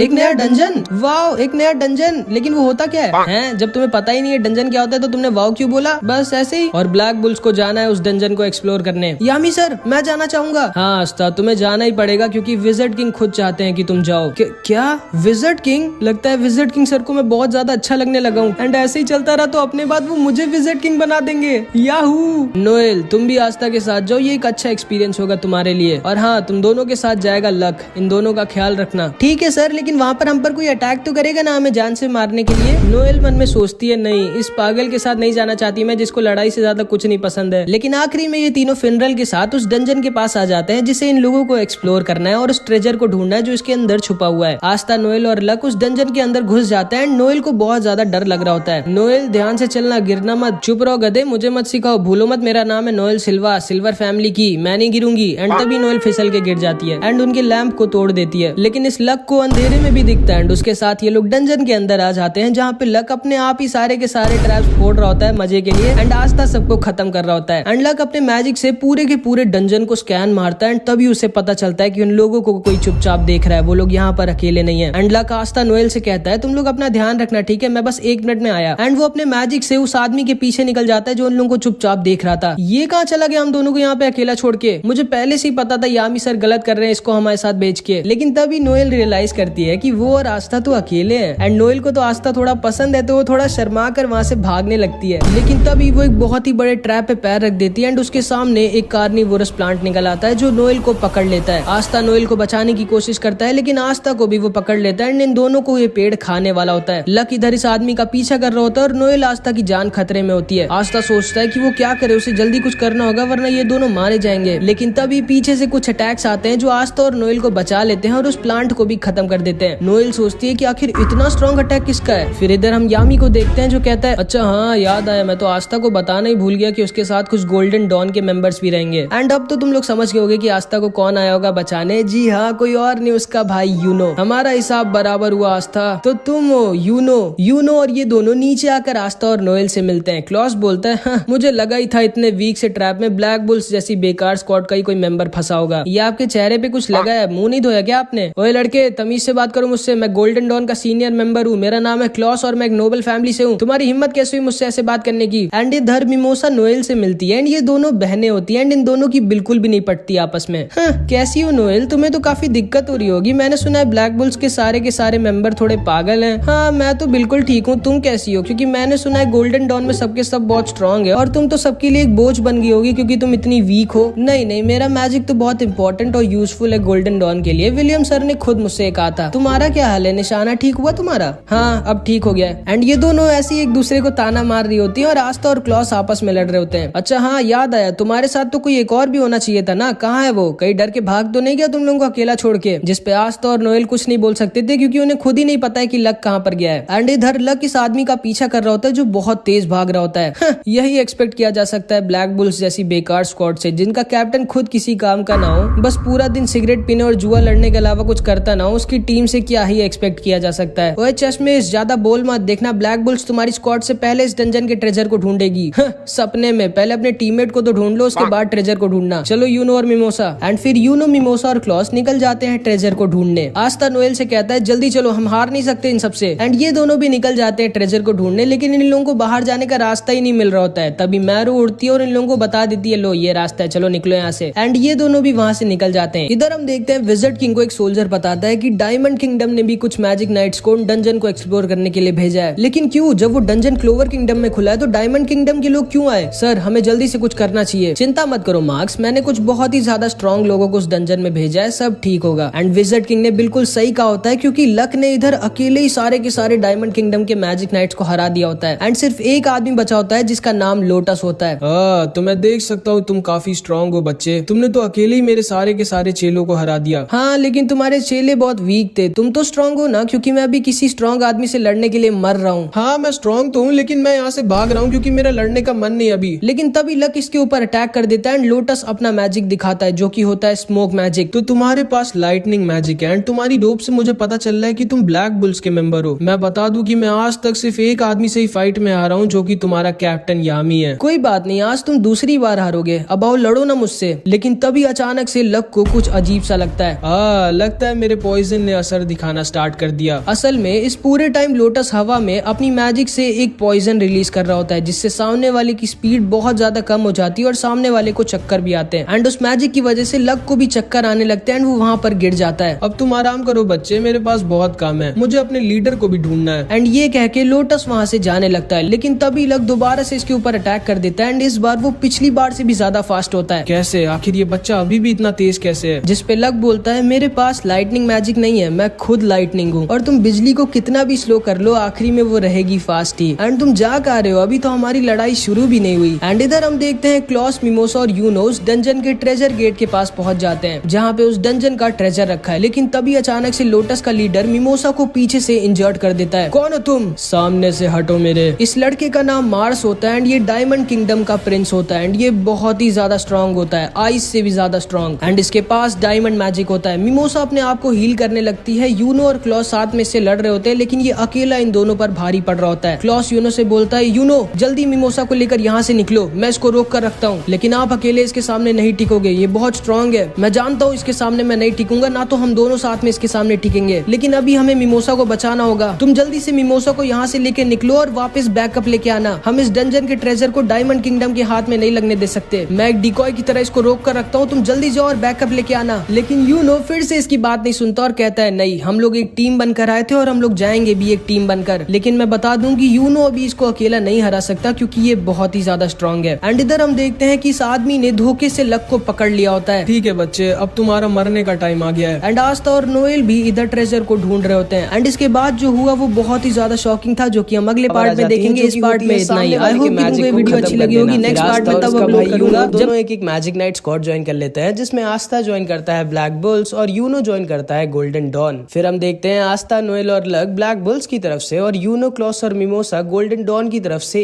एक साथ एक मिशन पे एक डंजन को एक्सप्लोर करने जाते हैं, जहाँ पे कुछ डायमंड किंगडम्स के भी मैजिशियंस आ जाते हैं। लक सबको अकेले हरा देता है, लेकिन आखिरी में लोटस इसको धोखे से पकड़ लेता है एंड इसको जान से मारने वाला होता है। एंड इधर मिमोसा को मार्स बहुत ज्यादा इंजर्ड कर देता है और क्लॉस और यूनो इससे मिलकर साथ में लड़ रहे होते हैं। एंड आस्था और नोएल भी ट्रेजर की तरफ भाग रहे होते हैं। यूनो, कभी तो मेरी बात माना करो यार, मैं तुम्हारा सीनियर हूँ। जाओ यहाँ से मिमोसा को लेके और बैकअप लेके आओ। हम इस ट्रेजर को डायमंड किंगडम के हाथों नहीं लगने दे सकते। नहीं, मैं पहले ही बोल चुका हूँ कि मैं आपको यहाँ पे अकेला छोड़ के नहीं जाऊंगा। हम लोग साथ में मिलके इससे लड़ेंगे एंड इसको हराएंगे। एंड तभी मार्स इन दोनों पर दोबारा से अटैक कर देता है। इधर हम देखते हैं लोटस ने लक को बुरी तरह से पकड़ लिया होता है और लक को सांस लेने में भी दिक्कत हो रही होती है। तभी हम लक का बचपन देखते हैं। लक भी एक मिडिल क्लास फैमिली में पैदा हुआ था एंड सारे लोग उसको पागल बोलते थे क्योंकि वो हमेशा हंसता रहता था, जिसपे उसकी मम्मी एक दिन उसको बहुत ज्यादा मारती है। आखिर क्यों एक पागल मेरे घर पे पैदा हुआ? तुम हमेशा हंसते क्यों रहते हो? तुम्हारी दिक्कत क्या है? आखिर मेरी ही किस्मत इतनी खराब क्यों थी? एंड इन सबको सुनकर लक अंदर से बहुत ज्यादा दुखी हो जाता है, लेकिन वो फिर भी स्माइल कर रहा होता है। एंड फिर एक दिन लक एक नोबल फैमिली के बच्चे को फाइट में हरा देता है। किसी को भी यकीन नहीं होता कि लक, जो कि एक कॉमन फैमिली का है, उसने एक नोबल फैमिली के बच्चे को कैसे हरा दिया, क्योंकि लक ऐसा पहला कॉमनर था जिसने किसी नोबल फैमिली के बच्चे को हराया था। एंड जिंदगी में पहली बार उसकी मम्मी उसकी तारीफ करती हैं और उसे प्यार करती हैं। लक, तुम कोई नॉर्मल बच्चे नहीं हो, तुम स्पेशल हो और शायद तुम ही मेरी किस्मत को दोबारा से बदलोगे। याद रखना लक, इस दुनिया में हमारा कोई भी नहीं है। वादा करो कि तुम ऐसे ही लड़ते रहोगे और कभी नहीं हारोगे। वादा करो कि तुम तब तक नहीं हारोगे जब तक तुम मर नहीं जाते। वादा करो लक। एंड लक अपनी मम्मी से वादा कर देता है कि अब वो कभी भी नहीं हारेगा और बहुत लड़ाई कर कर बहुत स्ट्रांग बनेगा। एंड फिर एक दिन लक की मम्मी भी खत्म हो जाती हैं एंड सारे आसपास के लोग कह रहे होते हैं, चलो अच्छा है ये पागल औरत खत्म हो गई, उसके बच्चे को तो देखो, वो भी उसकी तरह पागल ही है। उसकी मम्मी खत्म हो गई लेकिन अभी भी वो हंस रहा है। सब लोग दूर रहना उससे, क्योंकि किसी को भी ये नहीं पता होता कि अंदर से लक कितना ज्यादा दुखी होता है, लेकिन कोई भी आगे बढ़कर लक की मदद करने नहीं आता। एंड लक उसी समय समझ जाता है कि उसकी मम्मी ने बिल्कुल सही कहा था, इस दुनिया में उसका कोई भी नहीं है, वो अकेला है। एंड लक उसी दिन डिसाइड करता है कि अब से सिर्फ वो वही करेगा जो उसकी मम्मी ने उससे कहा था, लड़ाई, और वो तब तक लड़ेगा जब तक वो मर नहीं जाता। एंड तब से आज तक लक एक भी बैटल में नहीं हारा है एंड इसीलिए उसे लड़ना इतना इतना ज्यादा पसंद है क्योंकि वही एक चीज थी जिसके लिए उसकी मम्मी ने उसकी तारीफ की थी। लक लोटस के मैजिक की वजह से सांस भी नहीं ले पा रहा होता। ठीक है बच्चे, टाइम आ गया है तुम्हारा मरने का। नहीं, मैं हार नहीं सकता। मेरी मम्मी ने कहा था कभी हारना मत, लेकिन एक मिनट, उन्होंने ये भी तो कहा था कि मुझे तब तक नहीं हारना है जब तक मैं मर ना जाऊं, और मैं अब इसके मैजिक से बाहर नहीं निकल सकता। शायद अब मुझे मर ही जाना चाहिए। एंड लक गिव अप कर देता है और तैयार हो जाता है मरने के लिए। ठीक है बच्चे, अब सो जाओ हमेशा के लिए। लेकिन तभी वहाँ पर हमारा आस्था आ जाता है अपनी मैजिकल तलवार को लेके, एंड लोटस के मैजिक को बीच से काट कर खत्म कर देता है एंड लक को बचा लेता है। हाँ, इस लड़के ने अपनी तलवार से मेरा मैजिक खत्म कर दिया। ये कैसा मैजिक है? आस्था लोटस से बोलता है, ओए तुम्हारी हिम्मत कैसे हुई मेरे सेनपाई को छूने की। एंड इधर यूनो भी मार्स के सामने अपनी ग्रिम वॉर निकाल लेता है एंड आस्था और यूनो दोनों तैयार हो जाते हैं एक बहुत ही खतरनाक बैटल लड़ने के लिए। लक को समझ में नहीं आ रहा होता कि आखिर आस्था ने उसे क्यों बचाया, एंड वो अभी भी स्माइल कर रहा होता है। आखिर तुम्हारी दिक्कत क्या है बच्चे? तुम अभी भी हंस क्यों रहे हो? कहीं तुम्हें ये तो नहीं लग रहा कि तुम्हारे दोस्त तुम्हें बचा लेंगे? और अगर तुम्हें ऐसा लग रहा है तो ये तुम्हारी गलतफहमी है। लक आस्था और नोएल से कहता है, तुम दोनों यही रुको, मैं इसको अकेला मारूंगा। मेरी मम्मी ने मुझसे कहा था मेरे को तब तक लड़ना है जब तक मैं मर नहीं जाता। एंड लक लोटस के ऊपर दोबारा से अटैक कर देता है, लेकिन लोटस उसके अटैक को डॉज करके उसके ऊपर अटैक कर देता है। एंड लोटस का अटैक लक को लगने वाला होता है, लेकिन एक बार फिर से आस्था लक को बचा लेता है और आस्था लक से बोलता है, नहीं, मैं आपको मरने नहीं दूंगा लक सेनपाई। लक सोचता है कि आखिर ये क्यों मुझे बचाना चाहता है, मैं आखिर हूँ क्या इसका? मेरी मम्मी ने तो कहा था कि इस दुनिया में मेरा कोई भी नहीं है। एंड तब आस्था लक से बोलता है, माफ करना लक सेनपाई, लेकिन मैं आपको मरने नहीं दे सकता क्योंकि आप मेरी फैमिली का एक हिस्सा है। एंड उसी समय लक की आंखें खुल जाती हैं और वो समझ जाता है कि नहीं, अब वो अकेला नहीं है, उसके पास अब एक पूरी फैमिली है जो उससे प्यार करती है एंड उसको प्रोटेक्ट करती है। एंड लक आस्था से कहता है, तुम शायद सही कह रहे हो आस्था, साथ में लड़ने में शायद ज्यादा मजा आएगा, चलो मिलकर हम लोग इसकी बैंड बजाते हैं। एंड आस्था, नोएल और लक तैयार हो जाते हैं लोटस को हराने के लिए। इधर हम देखते हैं यूनो अपनी पूरी जान लगाकर मार्स के साथ लड़ाई कर रहा होता है, लेकिन मैंने तो पहले ही बताया था कि मार्स बहुत ज्यादा स्ट्रांग है। यूनो को समझ में नहीं आ रहा होता कि आखिर वो कैसे मार्स को हराए, और इधर लोटस ने अपने मैजिक से इन तीनों को घेर लिया होता है। जैसे ही आस्था उसके मैजिक को काटता है, दोबारा से लोटस का मैजिक आकर उन लोगों को घेर लेता है। लक सोचता है कि आखिर हम लोग कैसे हराए इसको, इसके स्मोक के अंदर हम लोग इसको देख नहीं सकते और ये बहुत ज्यादा फास्ट है और ये हम लोगों को हमारी मैजिक पावर की वजह से सेंस कर पा रहा है और हम लोगों में सिर्फ मैं ही इसको सेंस कर पा रहा हूँ। लेकिन तभी लक को याद आता है कि अरे हाँ, आस्था के पास तो मैजिकल पावर है ही नहीं, तो लोटस आस्था को सेंस नहीं कर सकता। एंड लक इन दोनों से कहता है, मेरे पास एक प्लान है। नोएल आस्था को अपने मैजिक से हवा में भेजती है एंड लक अपने मैजिक से लोटस पर अटैक करता है और लोटस को आस्था की तरफ जाने के लिए मजबूर कर देता है। एंड आस्था के पास तो मैजिक है ही नहीं, तो लोटस आस्था को सेंस नहीं कर पाता एंड इसीलिए आस्था उसके पास पहुंच जाता है एंड अपनी तलवार से लोटस के ऊपर अटैक कर देता है। एंड लोटस अपने स्मोक प्रिजन से निकलकर दूर जाकर गिर जाता है। एंड इधर हम देखते हैं यूनो की हालत बहुत ज्यादा खराब हो चुकी होती है। सामने से हटो मेरे, तुम सब मुझे नहीं हरा सकते। एंड लोटस इधर समझ जाता है कि नहीं, वो आस्था के रहते इन लोगों को नहीं हरा सकता। एंड तभी वो अपने मैजिक से एक स्मोक कार बनाकर वहाँ से भागने लगता है। भाई साहब, आखिर क्या क्या कर सकता है अपने मैजिक से। लक उसके पीछे भागता है, लेकिन लक को चकमा देके लोटस वहाँ से निकल जाता है। चलो अच्छा है वो भाग गया, अब हमें क्या करना चाहिए? यार वो भाग गया, मेरे को उसको जान से मारना था, लेकिन चलो कोई नहीं, चलो हम लोग मिलके अब ट्रेजर ढूंढते हैं। लेकिन तभी लक मार्स के मैजिक पावर को सेंस कर लेता है। एक मिनट, यहाँ पे अभी आसपास कोई और भी है जिसके पास बहुत ज्यादा स्ट्रॉन्ग मैजिकल पावर है, चलो हम लोग साथ में चलते हैं उसके साथ लड़ने और उसको हराने। एंड इधर हम देखते हैं मिमोसा बहुत ज्यादा हर्ट होती है और धीरे धीरे हील हो रही होती है और यूनो अपनी पूरी जान लगाकर मार्स के साथ लड़ाई कर रहा होता है, लेकिन मार्स बहुत ज्यादा स्ट्रांग होता है और उसकी और यूनो की फाइट में मार्स यूनो पर भारी पड़ रहा होता है। एंड देखकर लग भी नहीं रहा होता कि मार्स जरा सा भी थका हुआ है। क्लॉस समझ जाता है कि ये लड़का कोई नॉर्मल ह्यूमन नहीं है, ये वो है जिसके ऊपर डायमंड किंगडम ने एक एक्सपेरिमेंट कर इसको स्ट्रांग बनाया था, जिसमें इसके साथ और भी कई बच्चों पर एक्सपेरिमेंट किया गया था और उसके बाद उन सबको आपस में लड़ाया गया था एंड आखिरी में सिर्फ एक बच्चा जिंदा बचा था जो कि था मार्स। क्लॉस को अंदर से बहुत बुरा भी लग रहा होता है क्योंकि एक नोबल फैमिली का होने के बाद भी यूनो जो कि एक कॉमनर है वो उसको प्रोटेक्ट कर रहा है। एंड क्लॉस गुस्से से अपनी पूरी जान लगाकर मार्स के ऊपर अटैक कर देता है, लेकिन मार्स अपने डायमंड शैडो क्लोन से खुद को बचा लेता है एंड वो क्लॉस के ऊपर अपने डायमंड क्लोन से अटैक कर देता है और यूनो के ऊपर अपनी डायमंड स्वॉर्ड से। यूनो बहुत ज्यादा इंजर्ड होता है, लेकिन किसी तरह वो अपने आप को बचा रहा होता है और बार बार मार्स के ऊपर अटैक कर रहा होता है, लेकिन मार्स को वो हिला भी नहीं पा रहा होता और मार्स को कुछ भी फर्क नहीं पड़ रहा होता यूनो के अटैक से। मार्स यूनो से बोलता है, तुम्हें समझ में नहीं आ रहा क्या, तुम मुझे नहीं हरा सकते, गिव अप कर दो। एंड तभी यूनो को अपने पास्ट की याद आ जाती है जब वो और आस्था आपस में ट्रेनिंग किया करते थे एंड तब यूनो अपने मैजिक से आस्था को आसानी से बार बार हरा दिया करता था। तुम्हें समझ में नहीं आ रहा क्या आस्था, तुम मुझे नहीं हरा सकते, गिव अप कर दो। नहीं, मैं कभी भी गिव अप नहीं करूंगा, ये फाइट तब तक नहीं खत्म होगी जब तक मैं जीत नहीं जाता जाता। एंड आस्था की तरह यूनो भी गिव अप करने वाला नहीं था, क्योंकि आखिरी में वो है तो उसका भाई ही। एंड वो फिर से मार्स के ऊपर अटैक करने लगता है। एंड मार्स डिसाइड करता है कि अब वो इस फाइट को खत्म कर देगा। एंड वो अपनी डायमंड स्वॉर्ड से यूनो के ऊपर एक फाइनल अटैक कर देता है। यूनो अपने मैजिक से उसके स्वॉर्ड को रोकने की कोशिश करता है, लेकिन उसकी स्वॉर्ड तो डायमंड की थी तो वो उसे रोक नहीं पाता और मार्स की स्वॉर्ड यूनो की तरफ आगे बढ़ जाती है। क्लॉस बोलता है नहीं यूनो,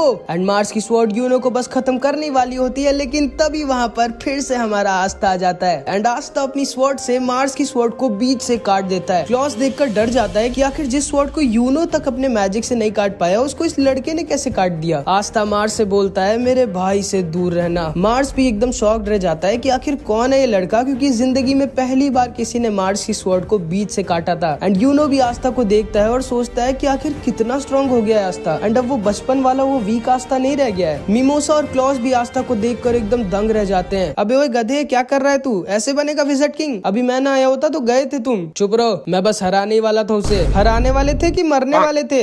देख लेना, इसको तो मैं ही हराऊंगा। तो ठीक है, चलो फिर आओ देख लेते हैं कि हम दोनों में से पहले इसको कौन हराता है। क्लॉस सोच रहा होता है कि आखिर ये कैसे हो सकता है, एक ब्लैक बुल्स का मेंबर, वो भी जिसके पास मैजिक नहीं है, वो सोच भी कैसे सकता है कि वो मार्स जैसे स्ट्रॉन्ग मैजिशियन को हरा सकता है। आखिर कौन है ये लड़का? एंड तभी मार्स का एक शैडो क्लोन क्लॉस के ऊपर अटैक करने वाला होता है, लेकिन तभी लक उससे आकर बचा लेता है और उसके क्लोन को एक ही बार में हरा देता है। हाँ, ये तो लक है जो आज तक एक भी बैटल नहीं हारा। यही है क्या वो तीसरा ब्लैक बुल्स का मेंबर जो आस्था और नोएल को अकेला छोड़कर भाग गया था? नहीं, ये भाग नहीं सकता। मुझे शायद कुछ गलत फहमी हुई थी, लेकिन ये क्या हो रहा है? ये कैसे हो रहा है? ब्लैक बुल्स जैसी बेकार स्क्वाड गोल्डन डॉन की मदद कैसे कर सकती है? एंड इधर नोएल भी मिमोसा से आके कहती है तुम ठीक तो हो ना? हाँ, मैं भी शायद तुम सही कह रही थी, मैं वीक हूँ। हाँ तुम वीक हो, लेकिन चिंता मत करो, मेरे रहते अब तुम्हें कोई यहाँ छू भी नहीं सकता। एंड इधर हम देखते हैं आस्था अकेले मार्स से भिड़ जाता है। एंड मार्स होता तो बहुत स्ट्रॉन्ग है, लेकिन आस्था के एंटी मैजिक के सामने वो थोड़ा सा कमजोर पड़ने लगता है। मार्स फिर से अपने ढेर सारे क्लोन्स बना देता है, लेकिन यूनो और लक उसके सारे क्लोन्स को संभाल लेते हैं। मार्स आस्था के ऊपर फिर से अपनी स्वॉर्ड से अटैक करता है, लेकिन आस्था की स्वॉर्ड के सामने उसकी स्वॉर्ड थोड़ी ना टिकेगी। एंड आस्था उसकी स्वॉर्ड को बीच से काट कर हवा में उड़ता है एंड मार्स के ऊपर अपनी स्वॉर्ड से अटैक कर देता है एंड उसको दूर फेंक देता है। एंड जिंदगी में पहली बार मार्स हार रहा होता है। एंड मार्स जाकर बगल के पानी के अंदर गिर जाता है। सारे लोग आस्था की पावर को देखकर एकदम शॉक्ड रह जाते हैं, खास करके क्लॉस। आखिर ये लड़का जो कि एक कॉमनर है, वो इतना स्ट्रॉन्ग कैसे है? ये क्या हो रहा है? क्या हुआ क्लॉस? अब तुम्हें पता चला आस्था कोई ऐसा वैसा लड़का नहीं है। आस्था के पास जो स्वॉर्ड है वो एंटी मैजिक स्वॉर्ड है, जिससे वो सामने वाले के मैजिक को खत्म कर सकता है। क्या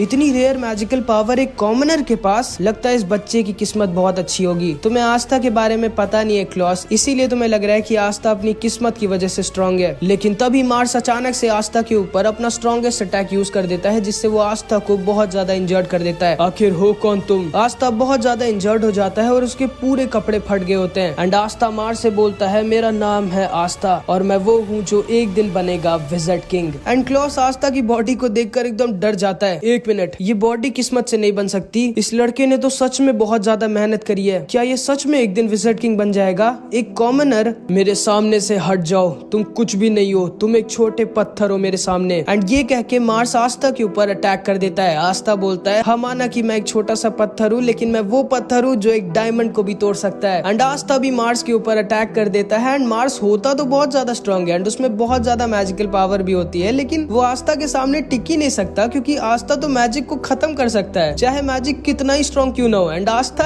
एक अटैक में मार्स की डायमंड बॉडी को तोड़ देता है एंड मार्स दूर जाकर गिर जाता है और वहीं पर बेहोश हो जाता है। एंड आस्था को लगता है कि वो उस फाइट को जीत गया है। उसके बाद क्लॉस अपने मैजिक से मार्स को बंदी बना लेता है। तुम्हें सच में लगता है ना कि तुम्हारा मैजिक इसको पकड़ कर रख पाएगा? और नहीं तो क्या? मेरी मैजिकल पावर पे शक मत करो लड़के, मैं एक नोबल फैमिली का हूँ और इसको देखो ये इतना ज्यादा इंजर्ड है। तुम्हें लगता है कि ये मेरा मैजिक प्रिजन तोड़ पाएगा? और मेरे पास इसकी ग्रिमवॉर भी है, अब तो ये नहीं निकल सकता मेरे मैजिक से। ठीक है समझ गया। आस्था हाँ जल्दी से उन कपड़ों का कुछ करो। एक मिनट, कपड़े तो मेरे फटे हैं, तुम क्यों शर्मा रही हो? चुप रहो और अपने कपड़े ठीक करवाओ जल्दी। ठीक है, तो गोल्डन डॉन अपने मिशन में सक्सेसफुल हुई और हम ब्लैक बुल से जीत गए, क्योंकि हम पहले ट्रेजर के पास पहुंचे थे। पागल हो गया तुम? मैं ना होता तो अभी तुम लोग ट्रेजर के पास नहीं भगवान के पास पहुंच जाते। चुप रहो लड़के, तमीज से बात करो मेरे से। मेरा नाम है क्लॉस और मैं गोल्डन डॉन का ये हम जीत गए, ब्लैक बुल्स जीत गई। मेरी बात बीच में मत काटो, ब्लैक बुल्स जीत गई। मैंने कहा मेरी बात बीच में मत काटो, ब्लैक बुल्स जीत गई। गोल्डन डॉन जीती है, ब्लैक बुल्स जीती है, नहीं Golden Dawn Black Bulls. And इसी बात पे इन दोनों की फिर से लड़ाई हो जाती है। तभी लक सबसे बोलता है ये गेट तो बहुत ही ज्यादा स्ट्रॉन्ग मैजिकल पावर का बना हुआ है, आस्था तुम ही इसको बीच से काट सकते हो। जिसपे क्लॉस बोलता है जैसे ये लड़का अकेले इतने स्ट्रॉन्ग मैजिकल गेट को तोड़ पाएगा। एंड आस्था एक सेकंड सेकंड में अपनी स्वॉर्ड से उस मैजिकल गेट को बीच से काट देता है एंड क्लॉस का एकदम मुंह बन जाता है। एंड फिर ये सारे लोग अंदर घुस जाते हैं और अंदर होता है बहुत सारा खजाना। एंड आस्था इतना सारा सोना देखकर पागल हो जाता है। ये सारे लोग भी ट्रेजर को देखने लगते हैं। ये क्या है जादू का? ओए लड़के, इस ट्रेजर को मत छुओ। क्यों, ये तुम्हारा है क्या? नहीं, ये क्लोवर किंगडम के लोगों का है। हाँ तो मैं भी तो क्लोवर किंगडम का ही हूँ। ढक्कन ढक्कन किसको बोला तुमने? एंड तभी यूनो को एक मैजिकल स्क्रॉल दिखती है एंड यूनो जैसे ही उसको अपने हाथ में खोलता है, उस स्क्रॉल में जो भी लिखा था वो गायब हो जाता है और यूनो की ग्रिम वॉर बहुत ज्यादा तेज रोशनी में जलने लगती है। क्लॉस सोच रहा होता है कि आखिर ये दोनों भाई जो कि एक नोबल फैमिली के भी नहीं है, फिर आखिर ये दोनों इतने स्ट्रॉन्ग कैसे हैं? एक के पास 4 लीफ ग्रिम वॉर है और दूसरे के पास इतनी रेयर एंटी मैजिक की पावर है। एंड इसके बाद हम देखते हैं नेरो आस्था को जबरदस्ती एक दीवार के पास लेके जाती है। क्या करूं मैं इस दीवार का? एंड नेरो आस्था को मारने लगती है क्योंकि आस्था समझ नहीं रहा होता कि नेरो से क्या कहना चाह रही थी। लेकिन तभी अचानक से दोबारा से मार्स की ग्रिम वॉर जलने लगती है। लक जोर से चिल्लाता है, दरवाजे से दूर हटो तुम लोग। लेकिन बहुत ज्यादा लेट हो चुकी थी। मार्स गेट को तोड़कर अंदर आ जाता है और नोएल के ऊपर अटैक कर देता है और नोएल बहुत ज्यादा इंजर्ड हो जाती है। आस्था नोएल की हालत को देखकर पागल हो जाता है और अपनी ग्रिम वॉर से अपनी तलवार निकालकर मार्स की तरफ भागता है। मार्स की ग्रिम वॉर भी दोबारा से उड़कर उसके पास चली जाती है और मार्स अपने डायमंड मैजिक से इन सब को पकड़ लेता है। आखिर कैसे?